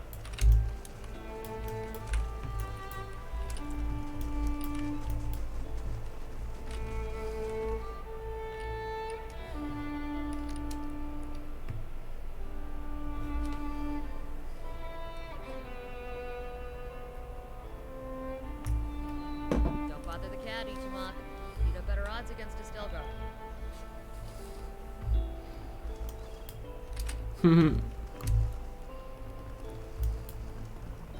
Indie Mags. Wow, I got Itumag, her companion, interacting with our pet cat. I just think, I love that, man. Wow.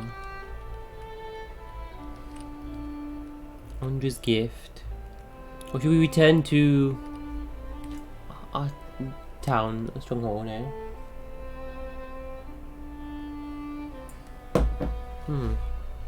Nothing of.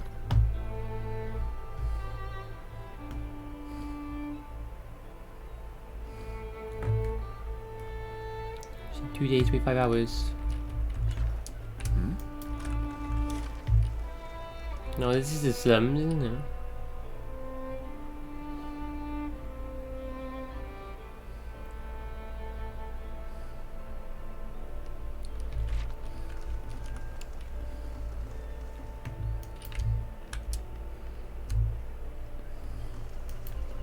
We'll go back. Okay, newer messenger there. Where do that?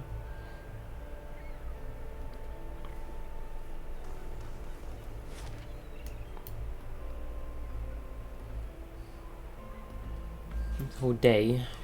Just a messenger there.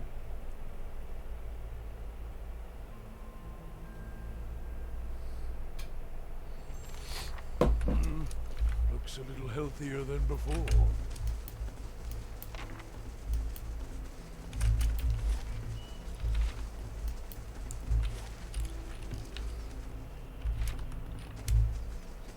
Oh, cool. Roundabout. The hired.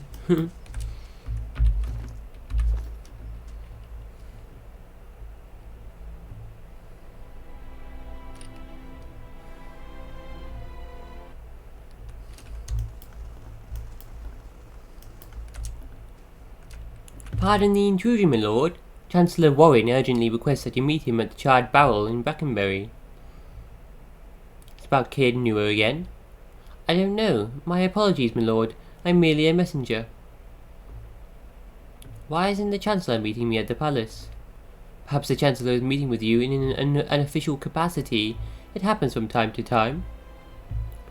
Who is the Chancellor again? He's the legal arbiter for the Earl Badimar, Lord of the Grasp. I believe you made his acquaintance at the Ducal Palace. I'll meet with the Chancellor when I can.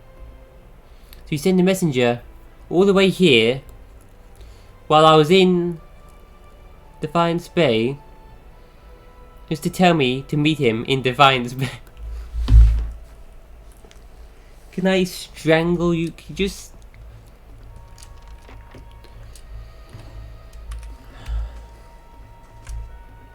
Hey, statue lady, what's up? I trust all is well. Please let me know if there's anything I can do to help.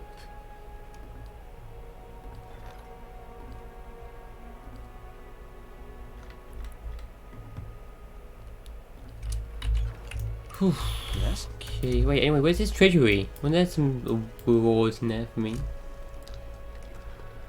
Ooh. Remembrance of life's warmth. AoE endurance restoration.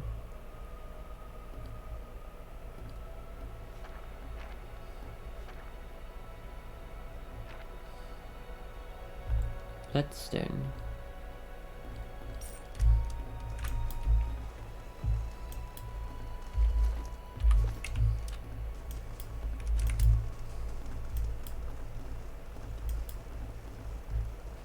When should you do the dungeons again at some point?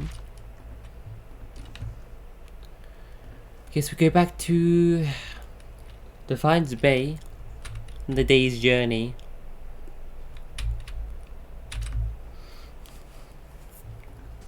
We need to sort out this communication system Healthier than before.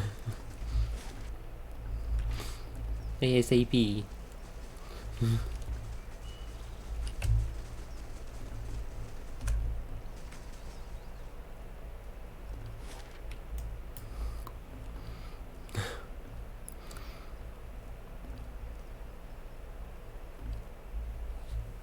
Let's go to Brackenbury then.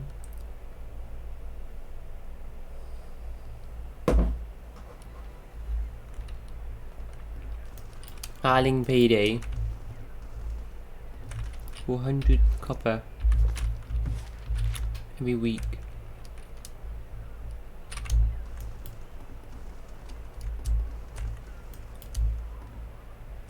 Charred barrel. Wow, it's like an Adra coast. Whoa, that's so cool.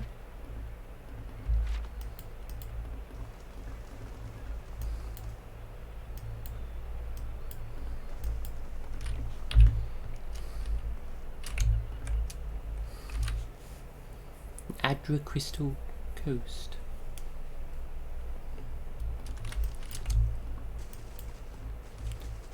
Heartless bitch. First time entering this tavern, this inn, and I just hear this guy say, heartless bitch. First thing I hear. I'm gonna check out the other restaurants in the area.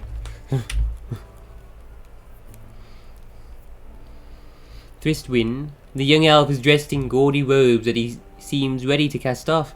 He picks at a heavily brocaded sleeve and continually adjusts the gold chain around his neck. He looks up to you.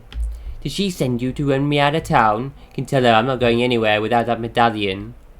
I told Cyril I wouldn't let her sell it. If that's what you're here about, then save yourself the trouble. He puffs up his chest but glances at the exit.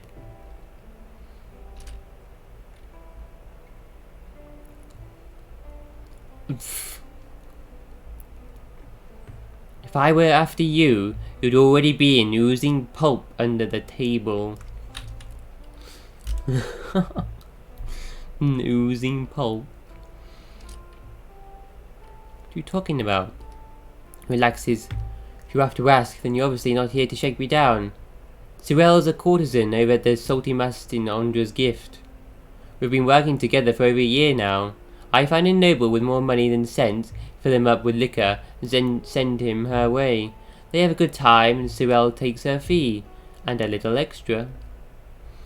He rubs his fingers together. 100 coppers here and a trinket there. It's a bounty for us, and these lords and ladies never notice anything missing.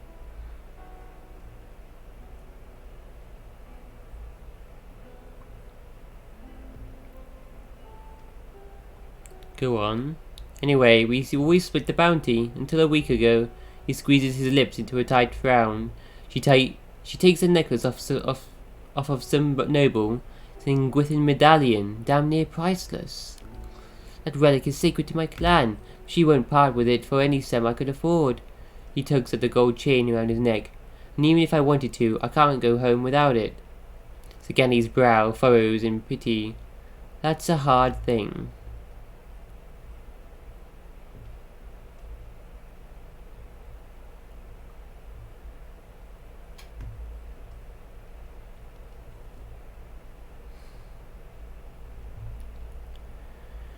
Help him out or not?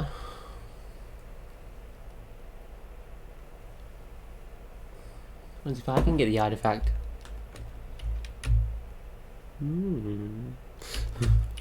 I'll see about getting the medallion from Cyril and keeping it to myself. Oh, sorry, did I say that bit out loud?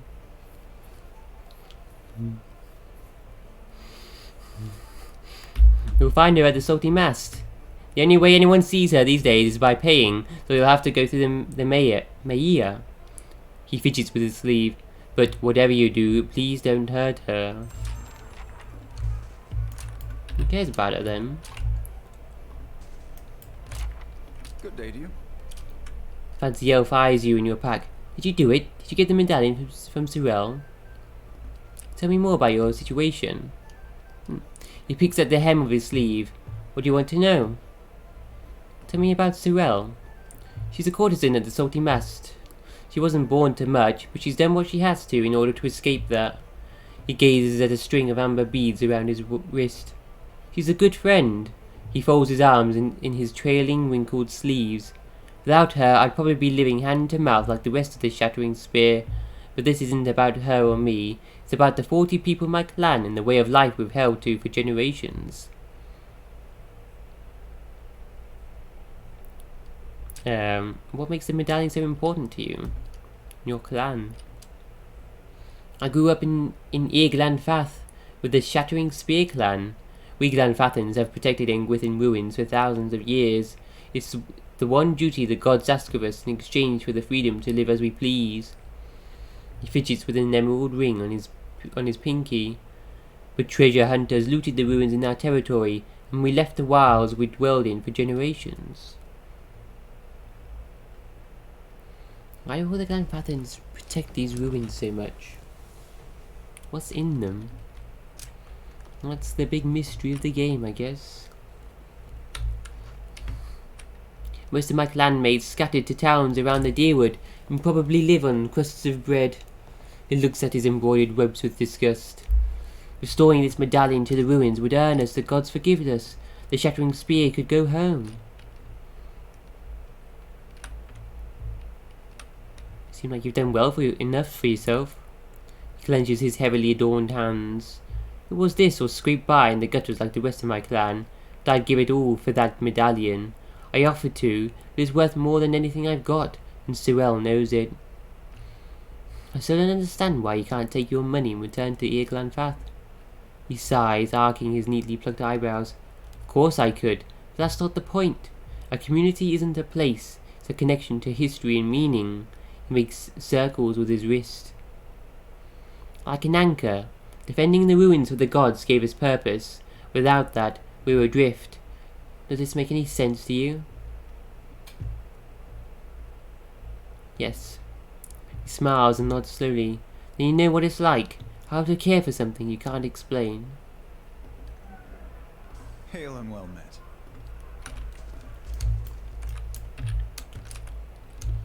Trunk nobles.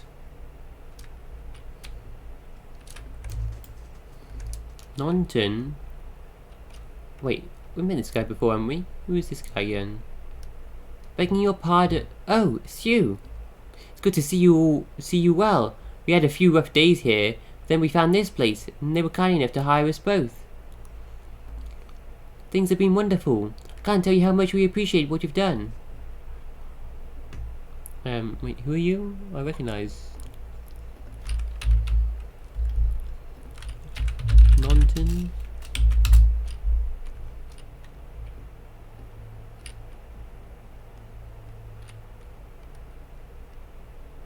Oh.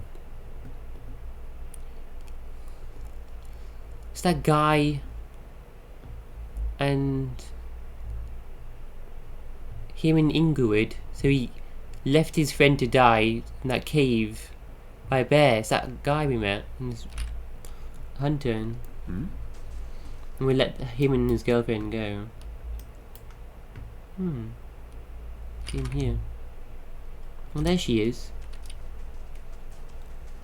It's hard work, but good wages. Can't complain. Of course.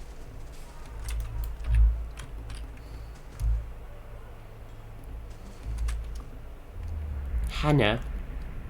See a woman clad in expensive finery. Her eyes flash as she interrogates a trembling wreck on the ground.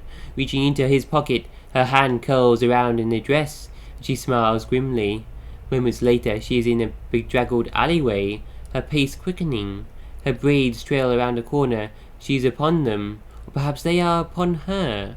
The action does not last as she easily dispenses of man after man, searching their faces, clothes, shouts for something as she fails to find.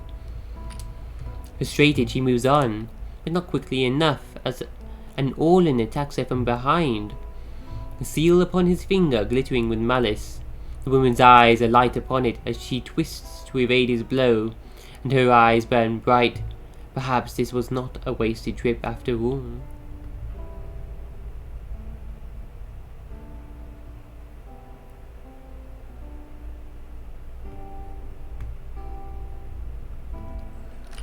Hunting someone. Victor. Memories. You see a large group of people gathered in the common area of a large inn. This man is standing in the midst of the people, engaged in conversation with someone. He's smiling, talking gregariously, moving from person to person with ease. He's able to extract himself from one conversation and insert himself into another without a break in his stride. He kisses the hand of a well-dressed woman, dipping her, then twirling her back into the arms of her escort. He moves on to another group, slapping someone on the back while laughing at a joke. And then he's off again, sliding between people, hugging someone, shaking hands. He never stops. Finally, he seems to have hit his limit, and he excuses himself from the gathering, much to the dismay of everyone there. He smiles and waves as he leaves, making a little bow with a flourish of the hand as he closes the door. Once he is away from the inn and around a corner, he pulls several objects from a concealed pocket in his jacket. He looks at each one in turn. A necklace, a brooch, a couple of coin pouches, and a small jewel. Smiling, he pours the money into his palm and quickly counts it. Still aimlessly wandering the streets, he passes a beggar who holds out a bowl to him, pleading for a pittance. The man stops, smiles at the beggar, and drops all the coins into his bowl. Then he walks off, whistling happily.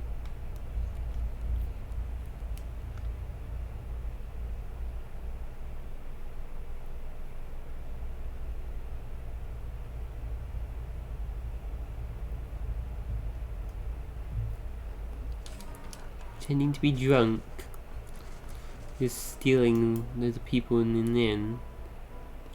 And then he gives some of it to beggars, so interesting, this guy. Innkeeper Abelhard Skerian. The man is dressed in neat but functional clothes. His sun-wrinkled skin and limber musculature reflect a life spent in the wilderness. Well met. What brings you to the Charred Barrel? Is this your place? It's my retirement. He thumps the bar. Used to be a warehouse back when Brackenbury saw more ship traffic, but it fell out of use when the area became mostly residential. I inherited it from some great uncle who'd never had any luck pawning it off on my cousins. Now it's the most popular spot in Brackenbury. The nobles come to unwind, and kith from other districts come to mingle. He leans closer. We get a few rough types too, but they behave in here. Besides, their coin's as good as anyone else's. Who are you? I was a cartographer for the Duke for decades. He rubs his neatly stubbled cheek. Crossed the White March half a dozen times, and mapped most of the ruins of Thane Bog. He grins, flashing a gold tooth. A good career, the one suited to younger men. When I came back to Defiance Bay for good, Cleaver and a few other friends in the Knights helped me get the rights to refurbish this place.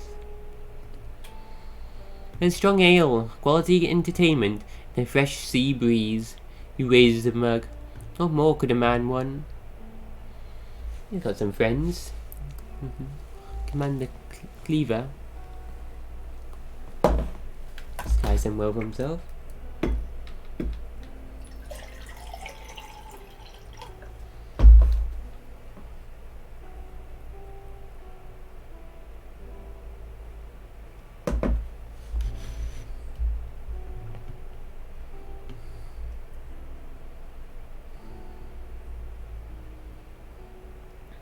Show me your menu. It's got like dragon egg dishes, meat. Oh my god. What's this? Casita casserole? That's unique. +2 intellect? The Casita casserole, or Captain's casserole, originated in seaside taverns within the Deerwood, where chefs attempted to cater to Valian trade interests by adapting foreign recipes. The results ultimately proved far more popular with the locals than visitors from the republics, and fish casseroles remain a common dish in many Deerwood cities.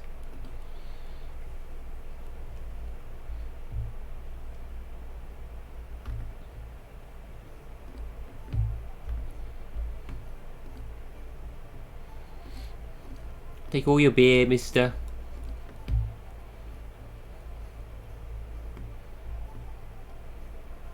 We got to sell.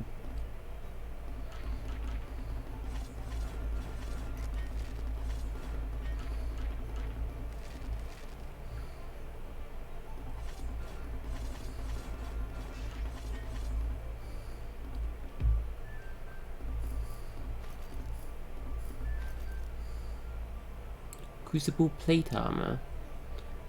Army of those soldiers.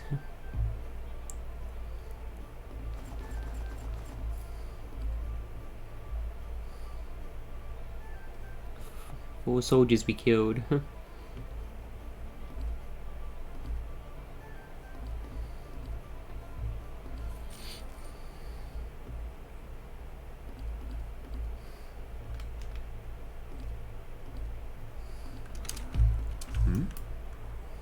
Hail, traveler. How many rooms have you got? +2 intellect. +10 will. That's good. Indeed.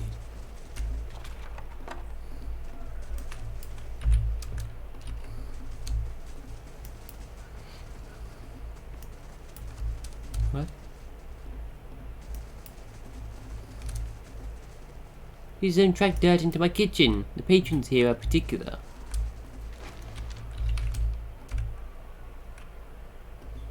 Oh, fresh bread. It's down here.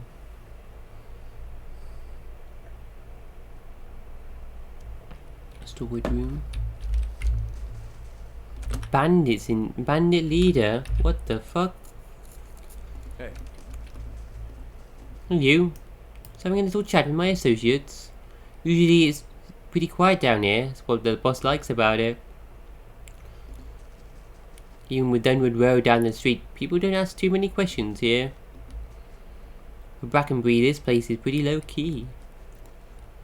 Friend of the Knights, are you? Don't worry, we're minding our own business. I like rubbing elbows with all those fancy types upstairs. You're not here to report on us to Cleaver, are you? We're just here for a drink, no mischief. Skirian has an excellent Valian red on the rack over there. It's usually pretty quiet.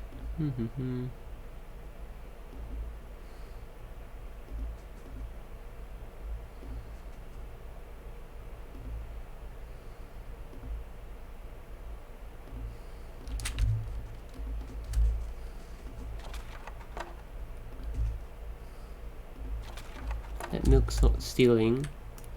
The proprietor has collected a respectable variety of bottles from around the world. From tart Adir reds to sweet summer wines of Rautai. Pale yellow and deep amber whiskies from the Deerwood and the Living Lands rest side by side.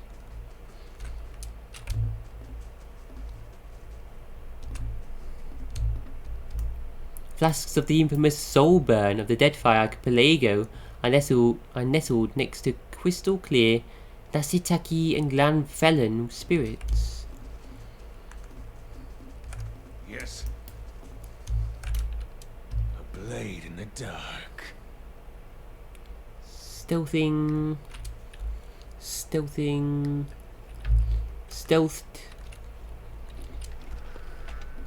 Stealthification complete.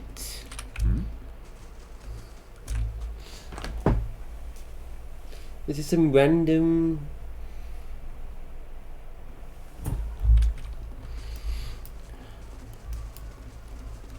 bandits down there. Like, fuck. Oh, Warren's here. Yeah. Oh, well, we meant to meet him when we're doing. Yeah, totally forgot. Why are we even gaming? There's some fruit on the table. Let's take it. Lord Neil, what brings you to Brackenbury? Sent a missive. No, I didn't. I received a missive from you. Oh no. The guys try and kill us both as he in this inn. The Chancellor sits down his mug of ale and looks at you quizzically. As far as I know, nothing has changed regarding your rightful possession of Caed Nua. You realise that the charred barrel has gone quiet, and turn to see the last of the patrons quickly disappearing through the front door. A moment later, a group of armed men and women stride into the tavern. Yeah. Son of a bee. Chancellor. Oh dear. Chancellor quickly ducks behind the table. The woman leading the armed group lowers her cowl with one hand while keeping the other on a pistol tucked into her belt. You immediately recognize Gathbin's captain. Captain Nemery. Now that the sheep have been herded from their pen, you and I can conduct our business, unfortunate as it may be. I remember you. You were with Lord Gathbin at the palace. And are you? She grins. I'll admit, you seem quite interesting. Alas, duty calls. What do you want? Oh, I think you know. Lord Gathbin has ordered your death. She forces a frown. A shame, really. I admire your exploits, even if only half of them are true. Sadly, I have my orders. Gathbin will lose. You should work for me. The man is swine, albeit noble, wealthy swine. Her lip curls in feigned disgust. Were I to do it again, I doubt I'd have taken in with him. But what's done is done, and Lord Gathbin is as ruthless as he is arrogant. He'll go to great lengths to avenge your betrayal. What could you offer to make me consider such a risk?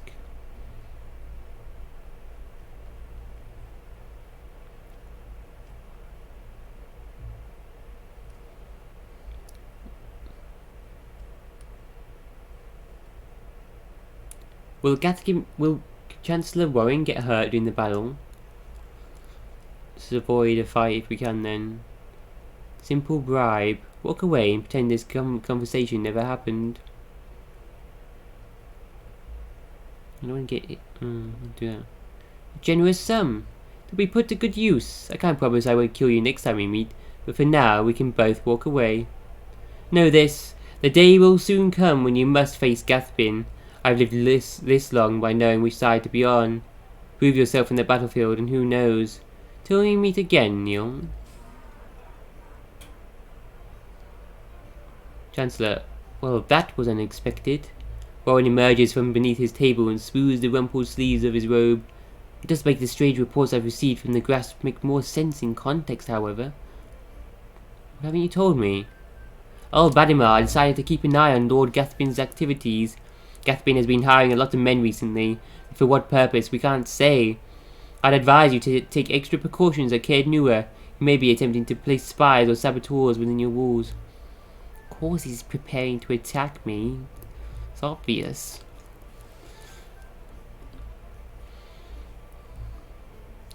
Spies inside. Be wary, Neil. I don't think you've seen Lord Gathbin's endgame yet. He swallows the rest of his ale and gives you a curt nod before heading for the door.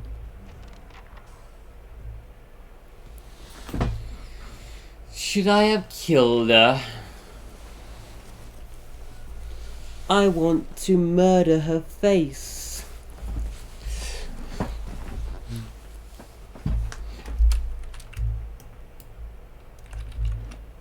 I want to just save it and see what happens if I do it the other way. Do proper save.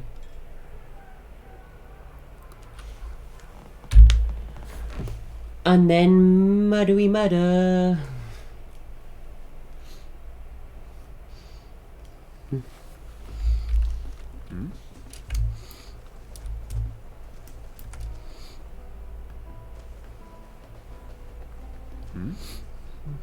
Hey.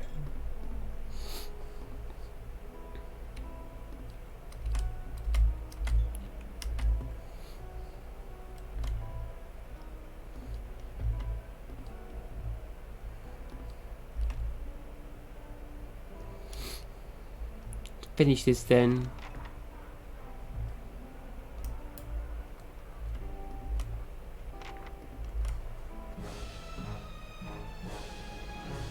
A daring priest beguiled a shield warden.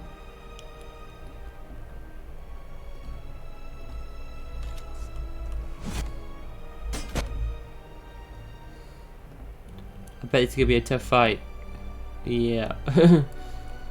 Let's summon some shit, shall we?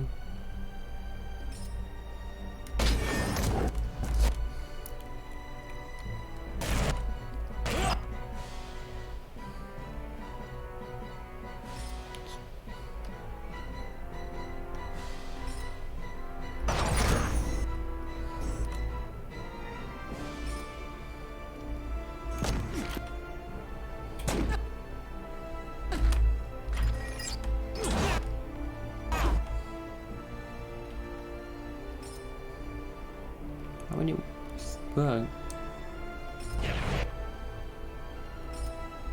Can you activate one summon at a time?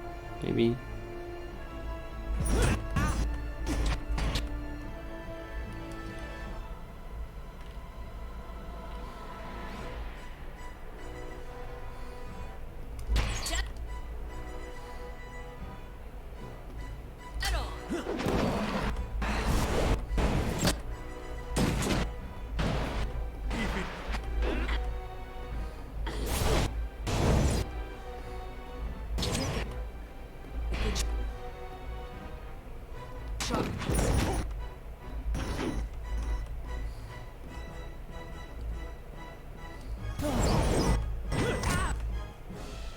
that. Move out of it.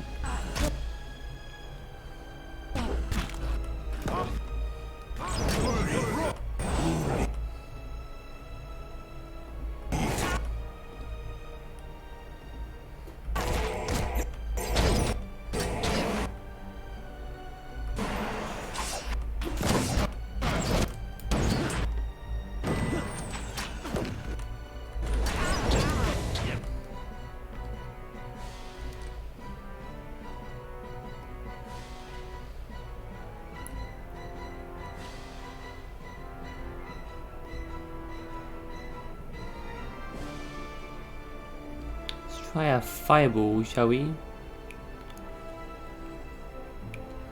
Your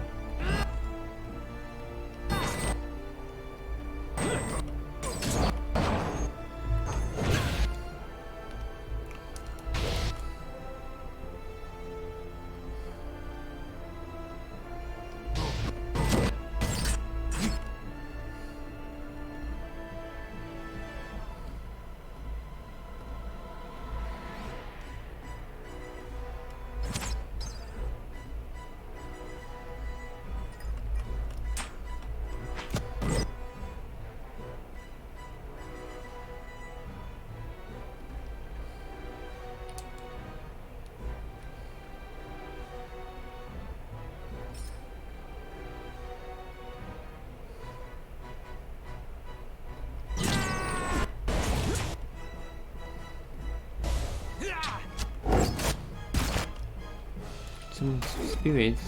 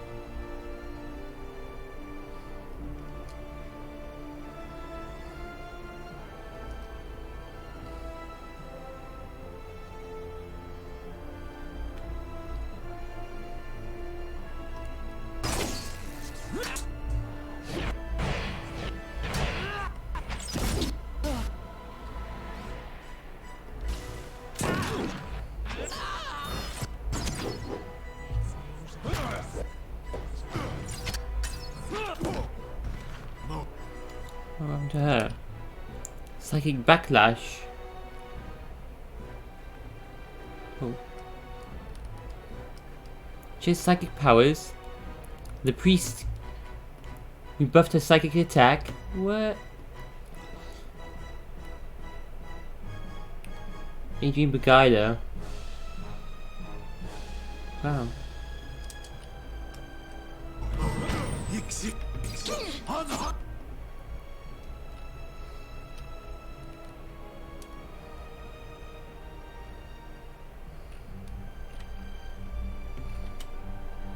They don't use items though, do they?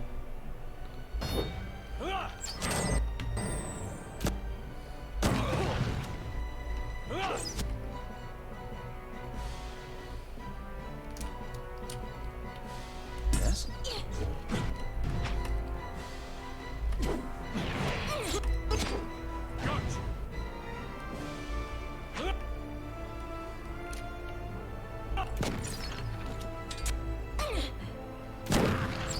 Holy shit, how many damage is she doing? 2 damage with a gun. When she did a spell. Charmed him.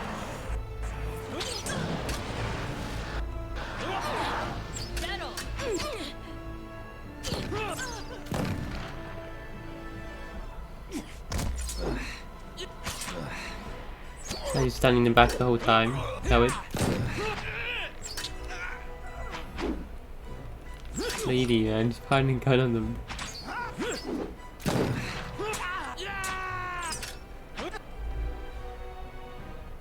Not do that much damage against him. She misses. There's a lot of defense. She grazed him. Like, no damage. Miss.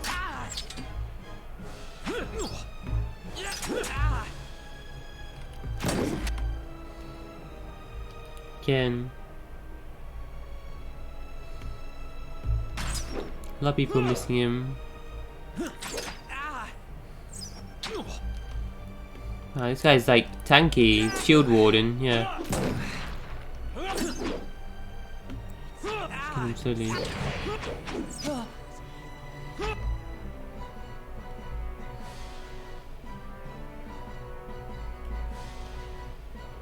You failed to get him his spell as well. Oh my god, what the fuck? -4, FC -4 +2, what? Dazed and blinded him. Can't get a good shot with this.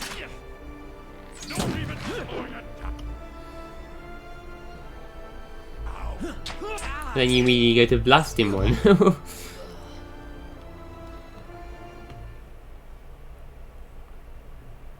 Chancellor. Well, that was unexpected. One emerges from beneath his table and smooths the rumpled sleeves of his robe. It does make the strange reports I've received from the grass make more sense in context, however. Haven't you told me? Same stuff.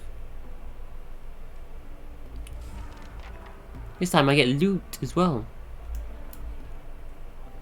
Oh, he's joins his scepter loader.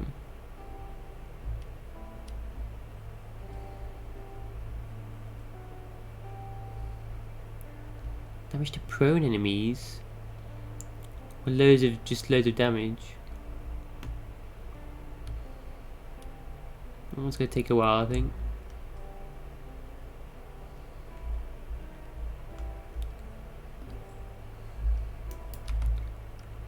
What's it do now though? Yeah, what did it gain? 10% chance to cast Dominate on hit. Whoa. Awesome.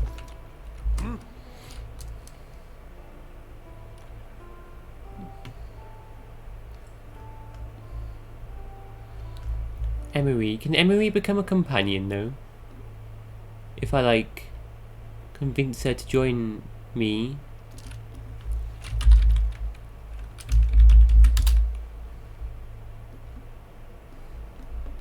Emery, although she is aware that he is dishonourable, disreputable swine, and given the chance she wouldn't work for him again, she's still loyal for fear of retaliation. So she's a rogue, but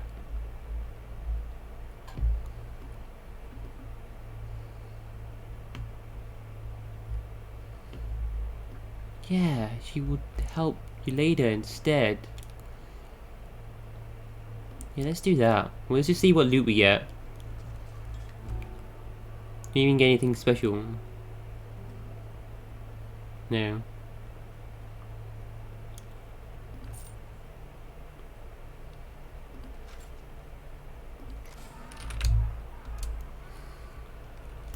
So glad you're in, Mr. Abelhart. You can trust me. Yeah, let's load the other one. I want to see her turning against Gathbin later. That'll be cool.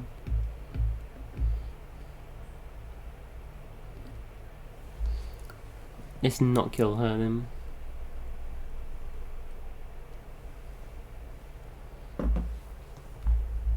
I'm here. So this is after convince her to leave and turn against him.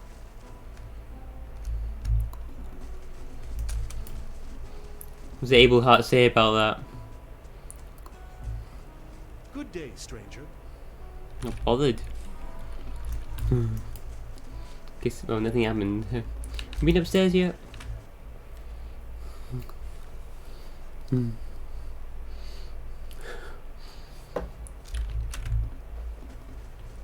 Pirate?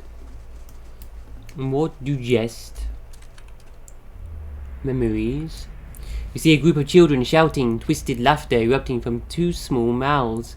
An eyeless boy, face grown over with strange black tusks, cowers against a log.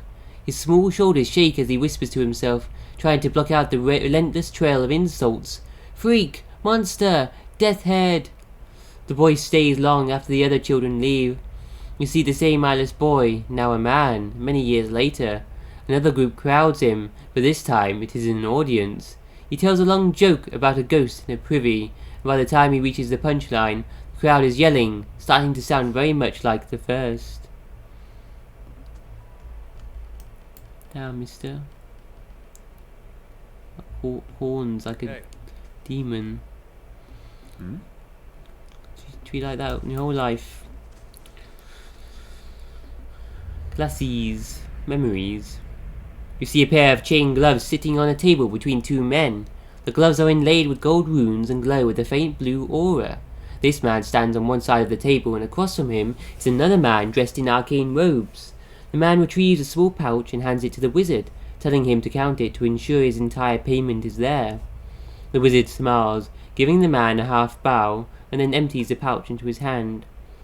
You wanted these gloves protected from thieves and other unsavory characters, he says, dropping the coins, piece by piece, back into the bag. Put them on, and they will never leave you.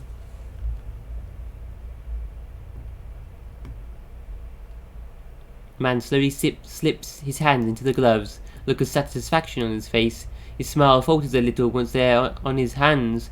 The gloves flash briefly, then start making a light metallic tinkling noise. The look of satisfaction quickly becomes one of concern, and he grabs at the gloves, trying to pull them from his hands. His fingers tug at their openings, but they have shrunk, trapping his hands inside. The metal begins to work its way into his skin. Small drops of blood appearing on the surface of the gloves. The man drops to his knees, fighting with them and crying in pain. The gloves constrict until they have completely shrunk around the man's hands, becoming one with the flesh. The man looks in horror at his hands, then up at the wizard, who has finished counting his money and is standing at the door. You certainly won't be losing them now, he says, stepping through the door, slamming it behind him, leaving the man on the floor staring at his hands.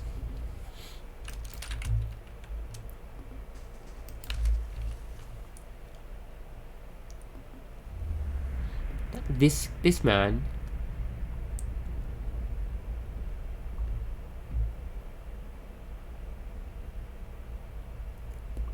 happened to this man? His hands don't seem okay though. Get another wizard to undo it.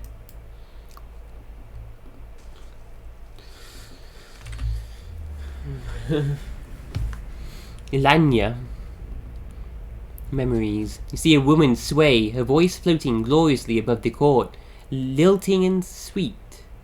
It twists around them, and they smile, enraptured, and she palms their hearts one by one. She begins to dance, but something in her step is offbeat.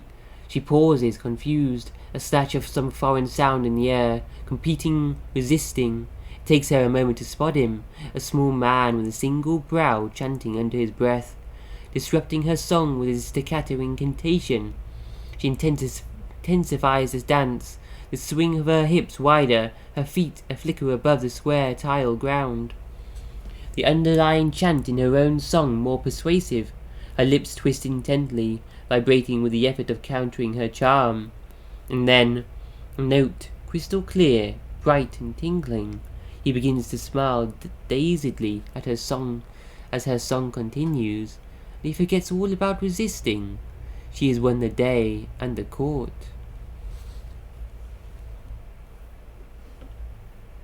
Wait, what? They like...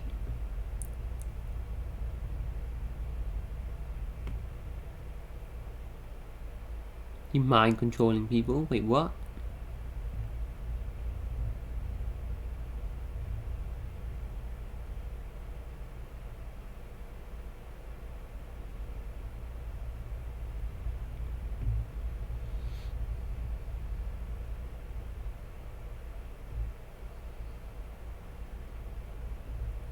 Just competing to some other man singing in this.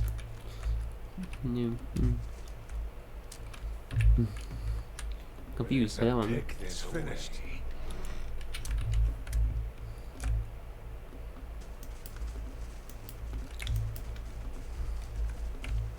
Pirates? Maywith watches you through cold-rimmed eyes. She puts her hand on the hilt of her blade, jangling the jewels that hang from her wrist. We don't know each other, stranger. Best we keep it that way. You don't seem like a Brackenbury local. I'm a sailor. She gives you a half smile. And a liberator of certain goods. Maywith casually fingers a large earring. And the nice thing about the snobs here is that they're usually too polite to ask more. What brings you to the charred barrel? Maywith raises an eyebrow. What's it look like? Good wine and a little peace and quiet. She flips a copper coin with her thumb, and Skirian doesn't ask too many questions. That guy lets in bandits and pirates and all sorts, thieves.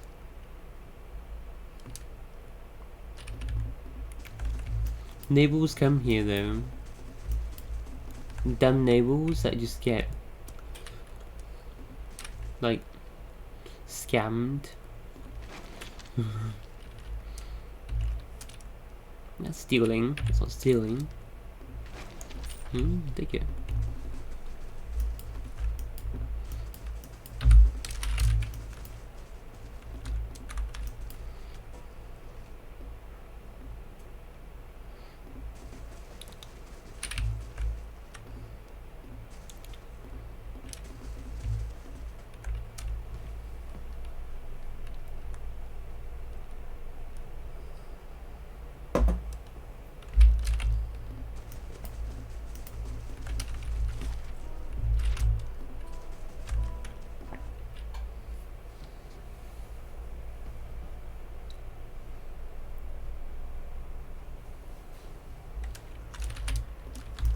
Here, kitty. Come on, I want to pet you.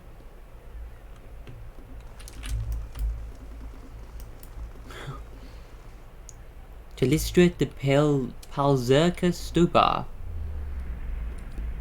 See dark room, noise filters in through a nearby doorway, the sound of battle, scuffling, metal on metal, cries of pain. Rise and fall as the fight rages on outside. There's a bellow of rage and a Zarab runs into the room, holding a book tightly against his chest. He looks around frantically, searching for something. It hurries to the far side of the room and opens a box sitting on a makeshift table. It places the book in the box, closes it, and then bends over to push the box under the table. A small stone hits the back of the Zarab's head, knocking it forward a little. The stone bounces into the ground, rattling a little as it comes to rest on the floor next to the Zarab's foot. It freezes in place, hands still on the box, eyes wide. As the clattering of the stone quiets, silence takes control of the room again. The battle outside is stopped. It spins around to find this woman standing in the doorway, leaning on a savage-looking two-handed sword. That book contains the answers I need, she snarls at it. Moving forward, it hisses, rushing to meet her.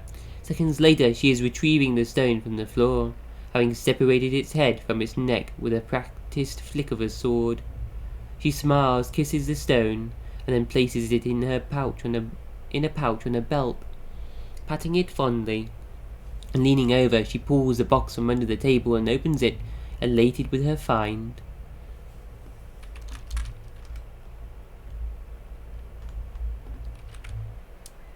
Isabel. You see a lush forest, quiet and dark in the early morning light. This woman walks through the trees, a captivated look on her face. She doesn't appear to have a particular destination in mind as she wanders slowly between the enormous trunks, looking up through the branches and occasionally making a low chirping sound. When a responding chirp echoes through the quiet morning, she turns to head in that direction, obviously not concerned with losing her way. A loud metallic snap, followed by a quick yelp, cuts through the air. She looks to it, focusing in on the direction from which the sound came. She moves toward it on the verge of running. She seems to realize suddenly that caution is important and freezes, looking down, her foot hovering over the pressure plate on a well-hidden bear trap. She leans back, and gingerly places her foot back on the ground next to the trap. She looks around, anger darkening her features. Grabbing a nearby branch, she presses down on the plate and disables the trap. When it snaps shut, she hears another yelp, this time much closer. Scanning the ground for more traps, she carefully makes her way toward the trapped animal. Rounding one of the trees, she spies him. A large wolf, bony with malnourishment, right hind leg held tight in the rusty metal teeth. He looks at her, and a low growl starts in the back of his throat. His hackles rise, and she pauses briefly to let him catch her scent. She lowers herself closer to the ground and holds her hands out, palms down, in front of her. "Aren't you a beautiful boy?" She inches toward the wolf.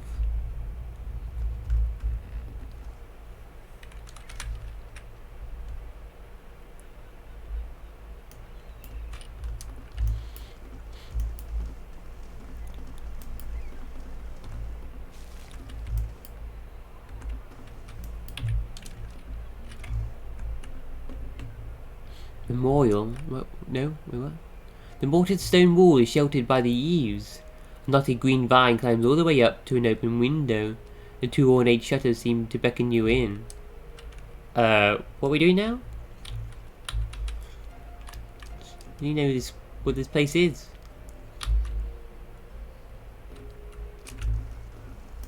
What is this? Raymond Manor.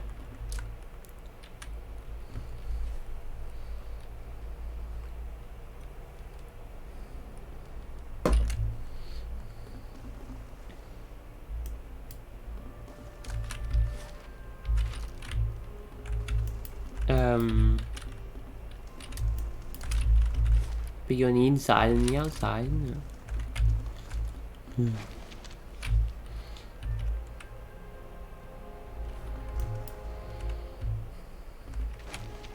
Nasatak Poetry, a compilation. The expedition. I move, there is no compulsion, 'tis not a need, but something pulls, I cannot deny its draw. The white wends out past my vision, its fierce eyes watch me as I move. The wolf tracks my step, a silent companion who will not join. All is blank, the pale expanse lies before and behind. I search, the miles pass and still my feet move. My hunt continues unabated, the landscape returns my gaze, unaffected by my presence. The snow falls, needles driven by the wind, its cold teeth bite my skin. The snow gathers, its hands around my feet, a fierce opponent who will not relent. All is white, my journey continues. I travel, I can no longer stop. A true compulsion forms, the need drives me on, I must see. The sun breaks through the grey, its unrelenting gaze thaws me. My body warms under its touch, frigid limbs move again and carry me farther. All is empty, the breadth of existence is my destination.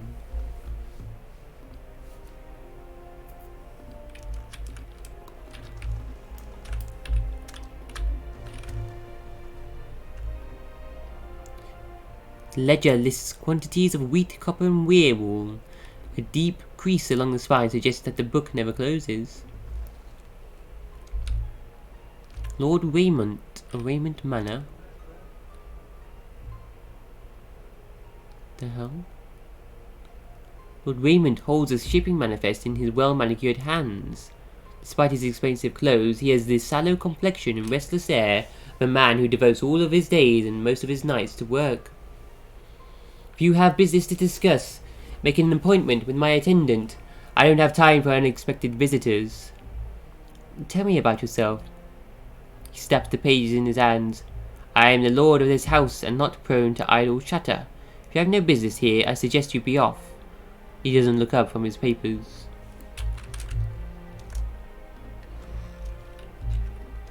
I'll see it done. It's finished.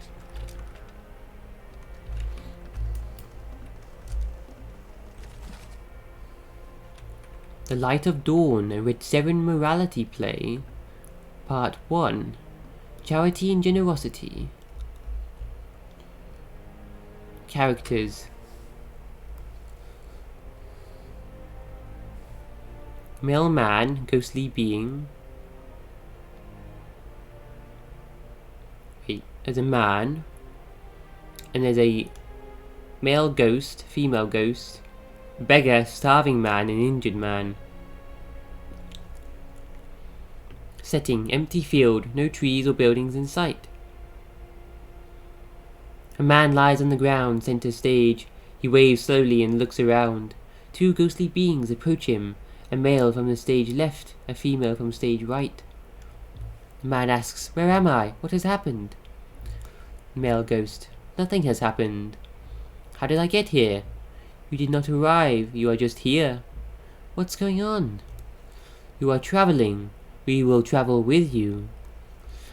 Both the ghosts reach out a hand to him, insistently. He looks at them, not sure what to do. After a few moments of deliberation, he takes the ghost's hand and allows him to help.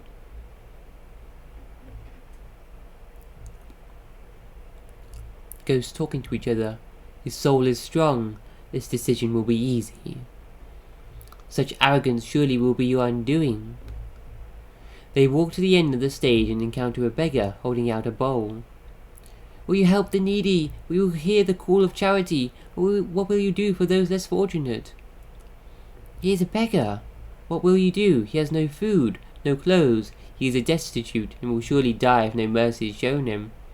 Surely he deserves no mercy. Look to his legs, do they not move? Look to his arms, can they not work? Look to his eyes, can they not see? Surely he can provide for himself." "What will you do?" they both say.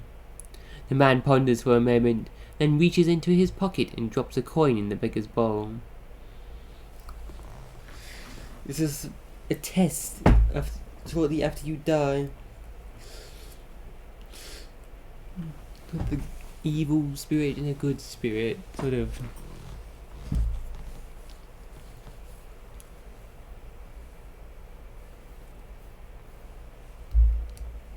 Beggar. "Thank you, kind sir. May your charity come back to you in turn." "Why did you give alms to this beggar?" they both ask. "I saw a man in need. It is not for me to say if he deserves mercy, only that I need provide mercy if I am able. I have the means to help, so I help. If he has the ability to provide for himself and does not, that is on his head, not mine.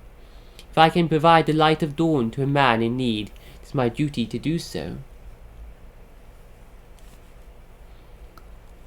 Ghosts talk. He knows charity, even disguised as a beggar. His mind is open.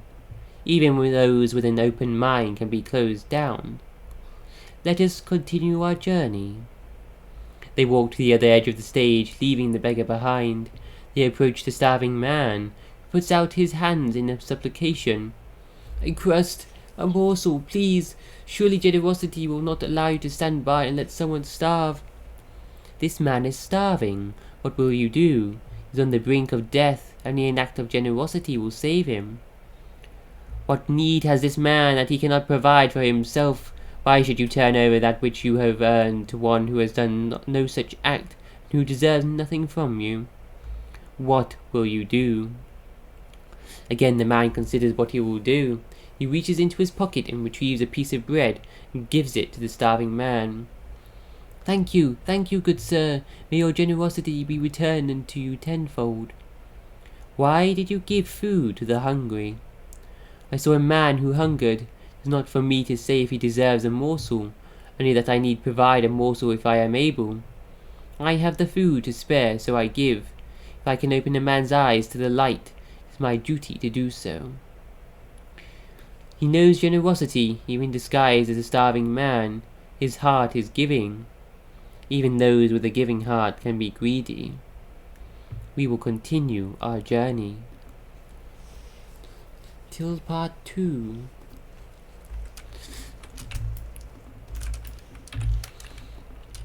I'm reading all the books.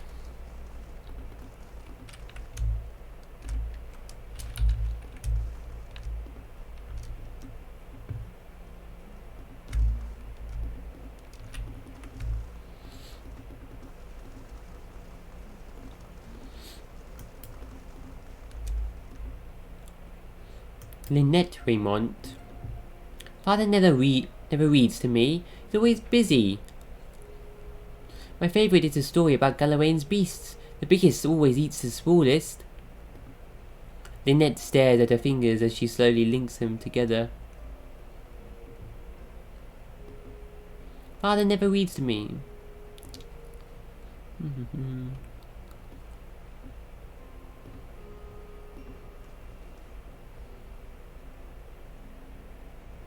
Speak softly around the Lord's daughter, sir. Lynette, she's sensitive.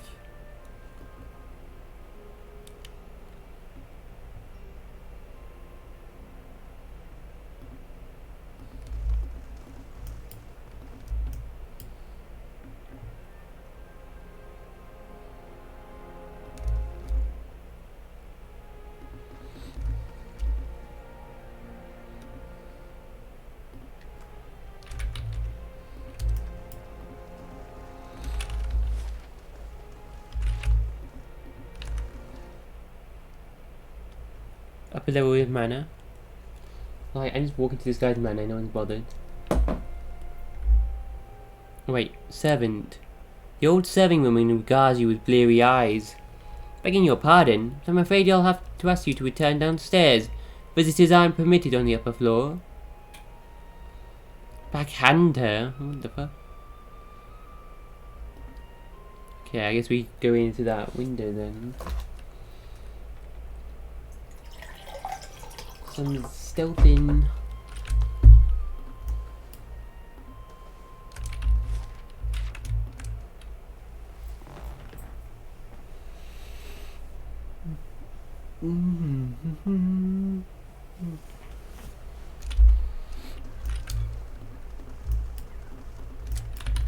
Save before we start doing all this.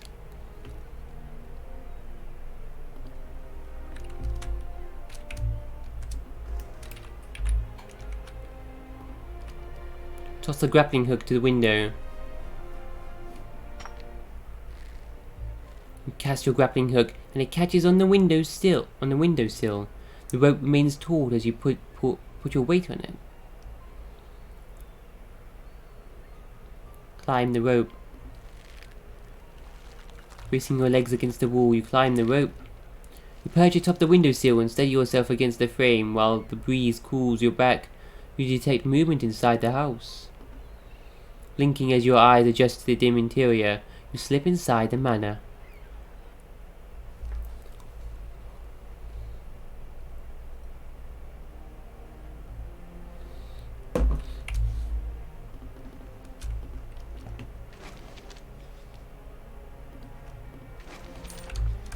I'll take a look.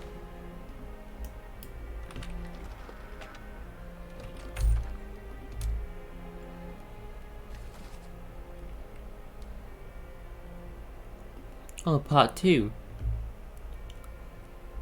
They walk back to the first location, leaving the starving man behind.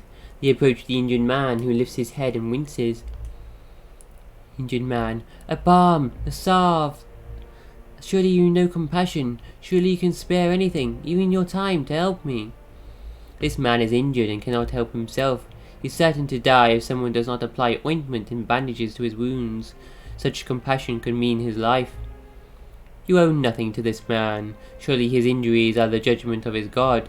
He has been tried and found wanting. His punishment is none of your concern. What will you do? The man weighs his options and kneels down beside the injured man. He administers ointment on the man's wounds and wraps a bandage around them. Bless you! May the compassion you show to those less fortunate be shown to you all your days. Why did you dress the wounds of the injured? I saw a man who was bent and broken. It is not for me to say he has no right to his health, only to help heal if I am able. I have the time to give, so I give. If I can help in the man's rebirth, it is my duty to do so. He knows compassion, even disguised as an injured man. His spirit is willing. Even those with a willing spirit can refuse those in need. We will continue our journey.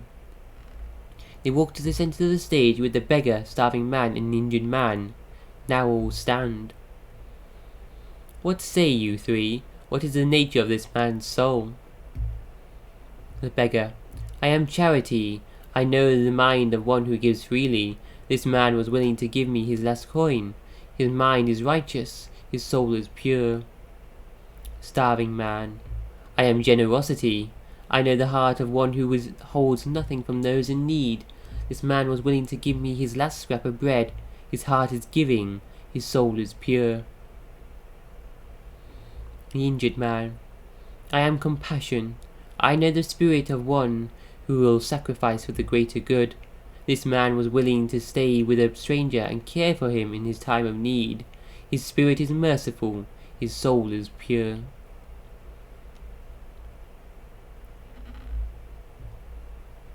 What say you, Magrin? The ghosts ask. The trial is complete. The judgment has been made. The decision is final. This man has shown charity, generosity, and compassion to those in need. His soul will be reborn. What say you, Eothas? Wow, these are the gods, the ghosts. Magrin and Eothas. Eothas says, the judgment is final. The decision has been made. He turns to the man. Be on your way. Your soul's transformation has begun. Welcome the light of the new dawn.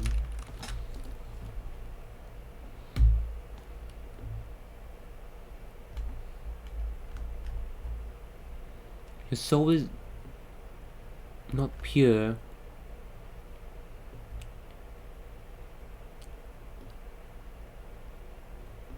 If you find your soul pure and good, you'll be reborn.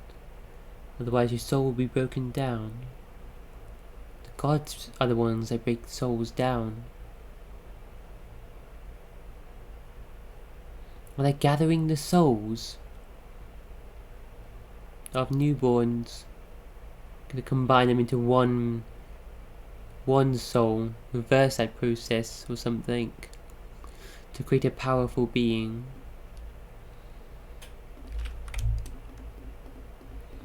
Just like what we kind of just saw in Hey. Pathfinder. Yes? Maybe similar. She's looking for the soul of her son, but it's been changed too much. There's not much left of him. The gods changed him. His soul. Of course. Broken Hey. down, Hmm? reforged, recombined. Different souls are recombined to form a new soul.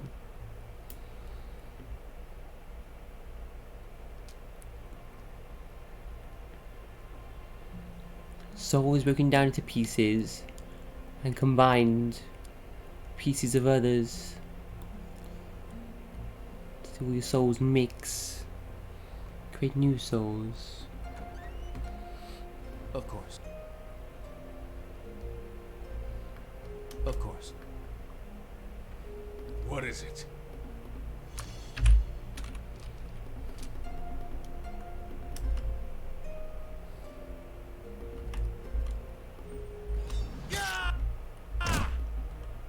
Yes? Attack! Well, La.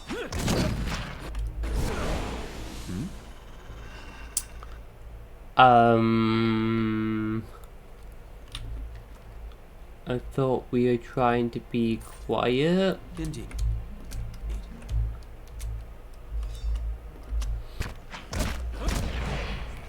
And she's just firing her gun. She's casting spells. there's something ahead. Where there's a pick, there's a way.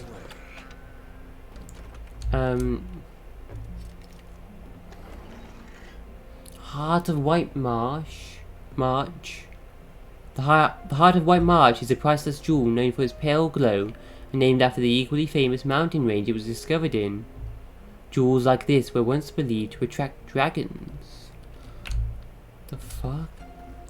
I feel like I should come back here Later. Hey.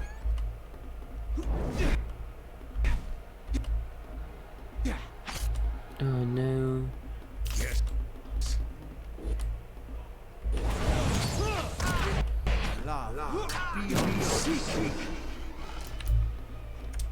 Yes? I'll see it. It's finished.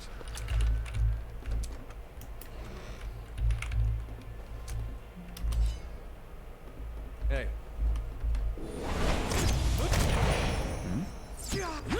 Let's just sneak and just I shall. blow them all up with a gun.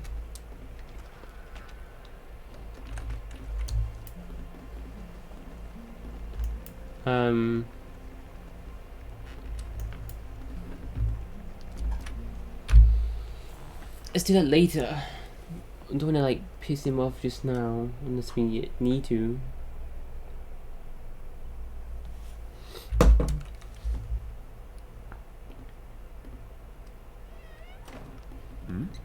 Go right there, you didn't notice. Come back. Climb down the rope.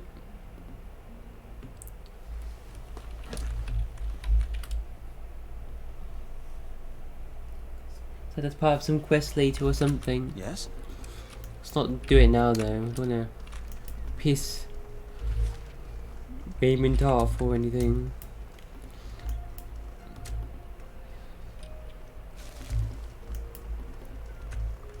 Timothy Whitewater. You see this man kneeling naked before a dais in the center of a large round room. Across the room, opposite from where he kneels, stands a large throne. Throne's back and two of its legs are broken, rendering it unusable and causing it to tilt precariously on its stand. The room is ringed with figures clad in black robes, each chanting quietly, resulting in a low drone that pervades the room. What the fuck? On the dais across the brazier is another robed figure holding a leather-bound book with charred marks on it. He's speaking to the naked man about fealty, dedication, and law, and when he finishes, he bids the other to rise and holds the book out to him over the burning coals in the brazier. The naked man nods, and the robed man drops the book into the fire. The naked man drops to one knee, briefly pressing his forehead to the side of the brazier, then stands and thrusts both of his hands into the coals at the bottom of the brazier. He retrieves the book, slowly presenting it to the robed figure before him. The man rubs his thumb on the ash that is collected on the cover of the book, and uses it to draw a mark on the naked man's forehead over the burned flesh. What? The naked man bows his head and whispers, "Was that right, What, Dad? Was that right, Dad?" The robed man nods patiently. The naked man looks at the broken throne with childlike eyes. "Did you see that, Mum?"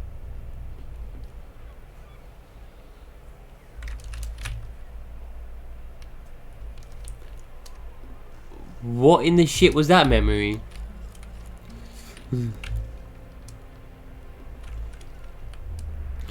Rocco Francis. You see a burly man inspecting a dilapidated inn, the Ormara salesman almost dwarfing him as they walk through the once proud establishment. The walls are rife with stains, and only Rael knows what else smeared on every available surface. Not one thing stands unbroken, and moth-eaten blankets, rotting food, and trash give evidence to a succession of squatters. The man frowns, scrutinizing the space. The Ormara gives him a final offer, flashing 2 white teeth with each syllable, oversized and threatening. With a sigh and a jingle as he hands over the coin pouch, the man acquires the dump of an inn and begins to plan.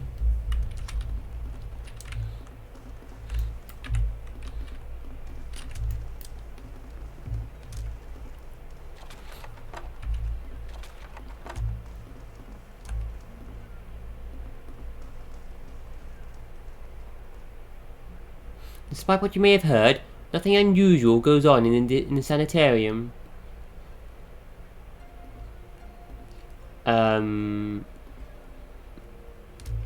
Okay. One thing to say.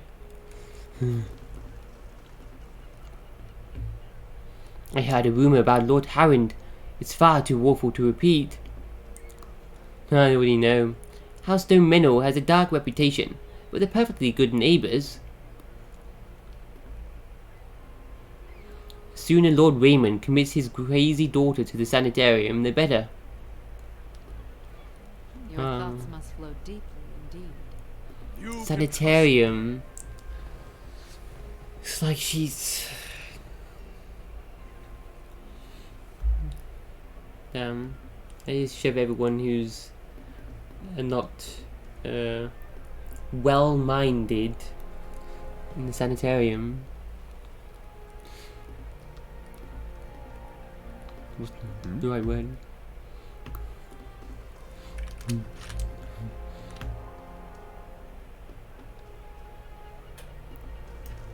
Well, that's nice. Is he not... He's looking after his daughter though, that guy. Not sending her there. Lyra? You see a woman, dark-skinned, taut with worry. Moving aft, she scales the rigging and shouts frantically at the crew. The ship isn't turning fast enough. She looks at the captain, gaping soundlessly at the approaching vessel.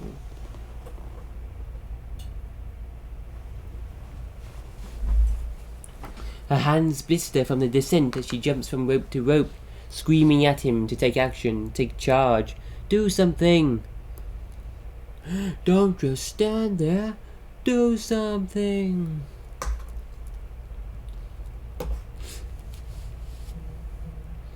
What is she paying him for if not to defend her ship from pirates?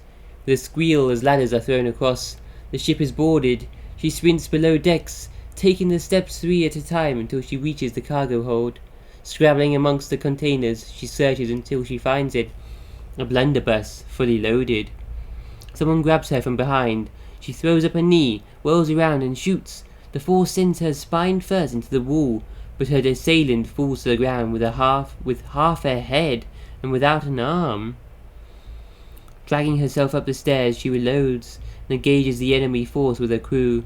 She cocks an eyebrow as pirates drop left and right.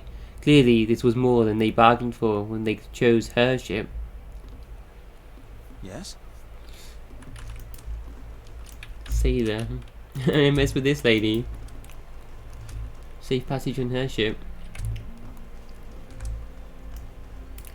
The marble statue is cool and perfectly smooth, and droplets of crystal clear water bead the statues. Fountain. Hadrit House? What? Sanitarium. Housestone Manor. Oh.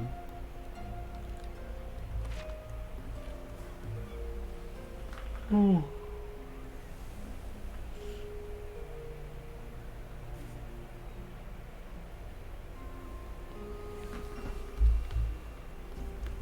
Yeah, the more fighting we can do for the last 15 minutes. I'm gonna... Oof, this talking exhausts me.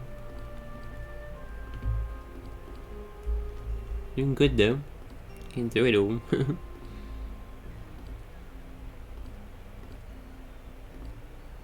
the cliffs.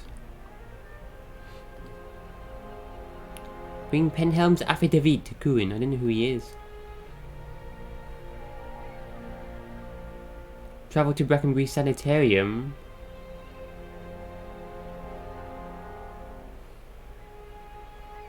Oh, for this wizard wants me to get this guy's book.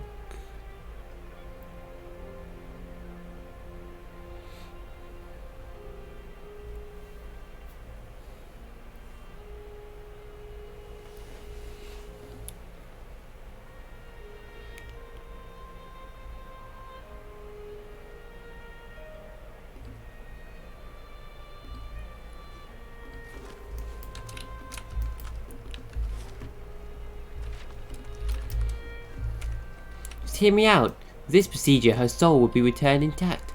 More or less. More or less? Is that how you plan on presenting your idea to Ethelmira? Why? Not good. And Amanda's talking to each other. Not good. gods keep you. Leading. A woman stands in the shade of the garden of the sanatorium, muttering to herself. She's fixated on the pages of a large and well-worn tome, seemingly oblivious to the blooming flowers and the cool, fragrant breeze. She only looks up when your shadow crosses her page. Do you mind? I'm rather busy. What are you so busy with? She snaps her book shut. I'm studying soul attachment. We all know that souls move into the people at birth and out of them at death, but we still have a lot of questions about what makes them stick, so to speak. What do you mean about making them stick? She brushes a stray lock from her forehead. Souls power bodies and give their tissues life, but only when they're firmly attached.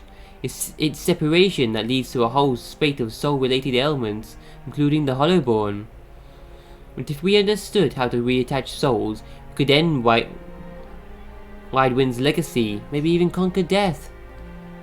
She scratches behind her ear. That's the theory anyway. Unfortunately, I don't have all the research I need to put it into practice.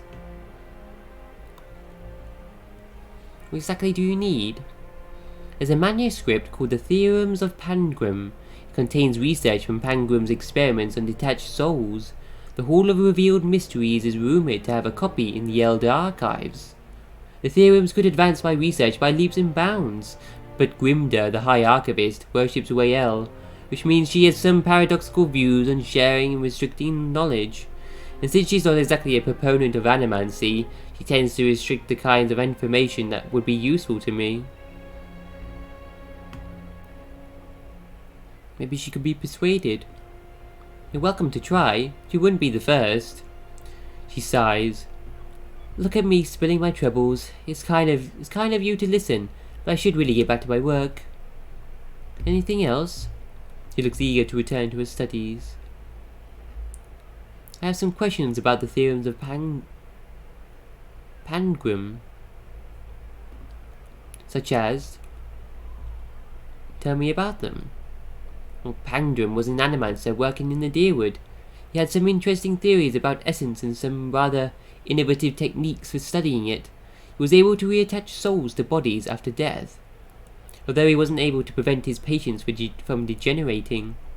He was controversial, to say the least, and many are starting to realize that he was merely ahead of his time. What do you mean by degenerating? Nadine twists her hands together. Well, there seems to be a tiny problem with reattaching souls after death. The bodies will reanimate and may even retain memories and personality, but they develop a hunger for flesh, living soul-infused flesh.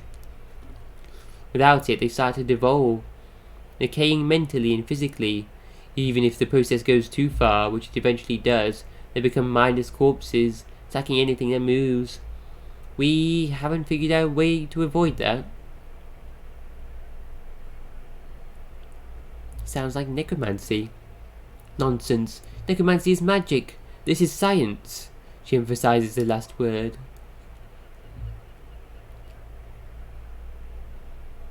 And why doesn't Grimda lend you the books you need? The Hall of Revealed Mysteries is rather protective of its books, especially the rarer ones. And Grimda in particular, she hates animancy, thinks it's dangerous. I don't see how you can run the greatest library in the Deerwood and be so adverse to the spread of knowledge and research. But I've never understood these religious types. Tell me more about the Hall of Revealed Mysteries. You'll find it in the Copper Lane district. It's dedicated to the God of Secrets and Revelations. And most importantly, it houses the largest and most expansive library in the Deerwood. What are the Elder Archives? The Elder Archives hold the rarest, most arcane, and most powerful texts in the Deerwood. Think of it as the inner sanctum of the Hall of Revealed Mysteries. Needless to say, you need Grimda's permission to enter. Tell me about yourself. Oh, I'm an animancer at the sanitarium. Currently, I'm researching matters related to Widewind's legacy. What is Widewind's legacy? Widewind's legacy refers to the rise in hollowborn children in the Deerwood in recent years. Some have also connected it to so-called beerwicks that blow through Irglandfath. There's hardly any reliable data on those though, so I can't really comment. She sniffs. I don't much care for the term Widewind's legacy. It reeks of superstition. but it's too prevalent to change at this point. Personally, I'd like to see people take a more methodical approach to these matters rather than throwing up their hands and blaming the gods. Yeah, I don't think dear Woodens would see too much fun in that.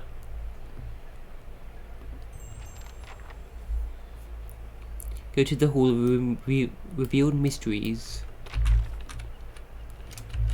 Get her books.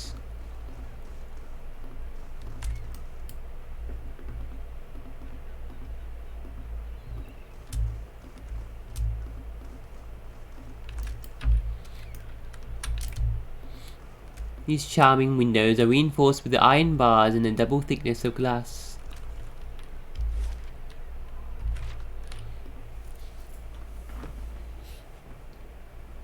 Ooh.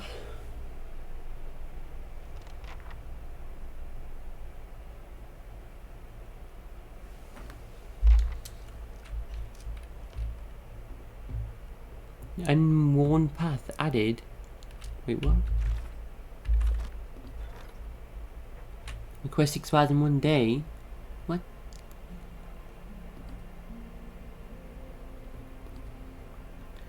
New quest for companions. Gain patchwork boots. Expires in 25 hours. Among the kind wayfarers, in the event that a member of the Order dies of natural causes, it is customary for the paladin to request burial in a dangerous place that is difficult to reach. And in fulfilling their lost comrade's request, the other kind wayfarers forge new paths that others may more easily follow.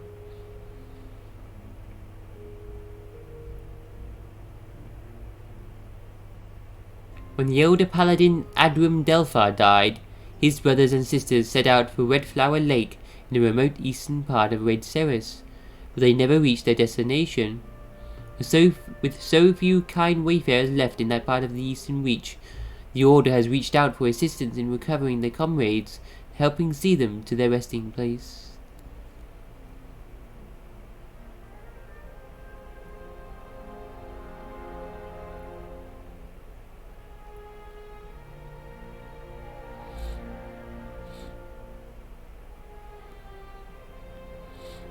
Discover their resting place.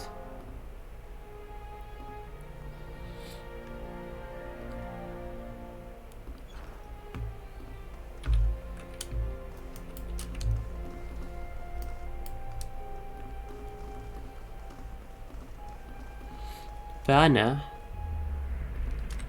you see a strange divide in this woman's soul, an unnatural boundary between two opposed wills. You see the woman pausing by a roadside to hand something to the driver of a stopped wagon. These herbs should help with his party's sickness, she tells him.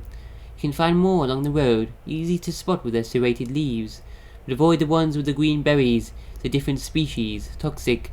He thanks her and offers her coin, but she waves him off, explaining that she is merely doing what her order asks of her. He nods and she heads off down the road as he begins to hungrily consume the herb.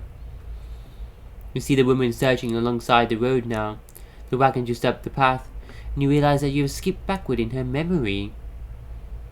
She sets eyes on a plant with serrated leaves and green berries. She picks several handfuls, tearing the berries off one by one and tossing them to the ground.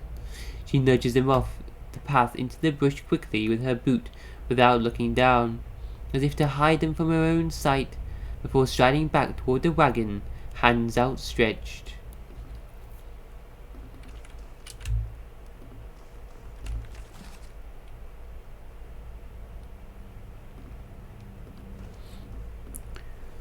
I think I'm gonna call it there though. Ooh. Warden, an animancer from the Republic Spancello has requested an audience. Extend a formal invitation to see that the necessary preparations are made. Of course, Warden. They have someone in the statue here. Whoa, that's cool. Warden of the Sanitarium. Check that out tomorrow, though.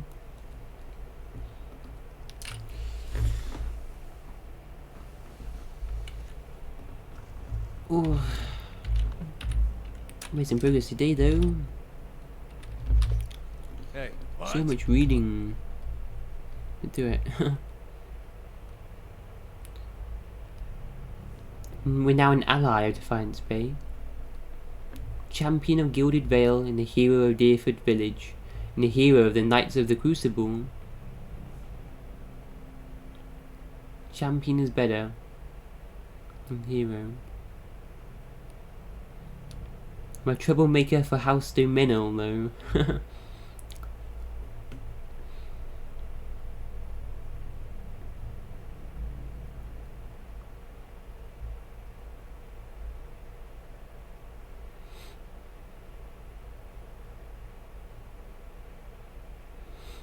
Ada has the most time in party.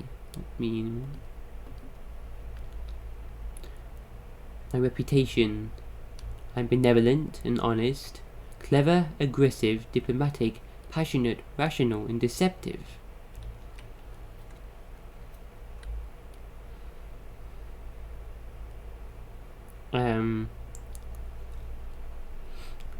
But honest and deceptive.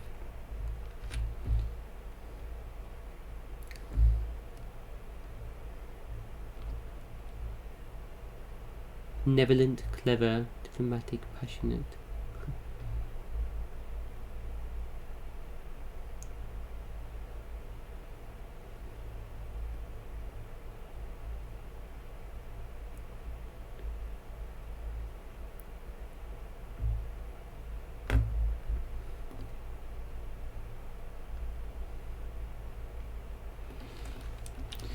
Wait, leave it there. Ooh. Oh. My throat is dying. Ugh.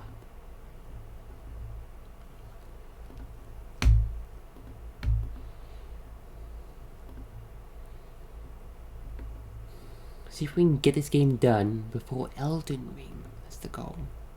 I've been messing around with Dark Souls a little bit, spare time. Thinking what I'm gonna do. I think I'm gonna be Pyromancer. So I don't think I've done that yet. I mean the Sorcerer. Melee. Like a couple of times in Melee. Gonna be a Pyromancer.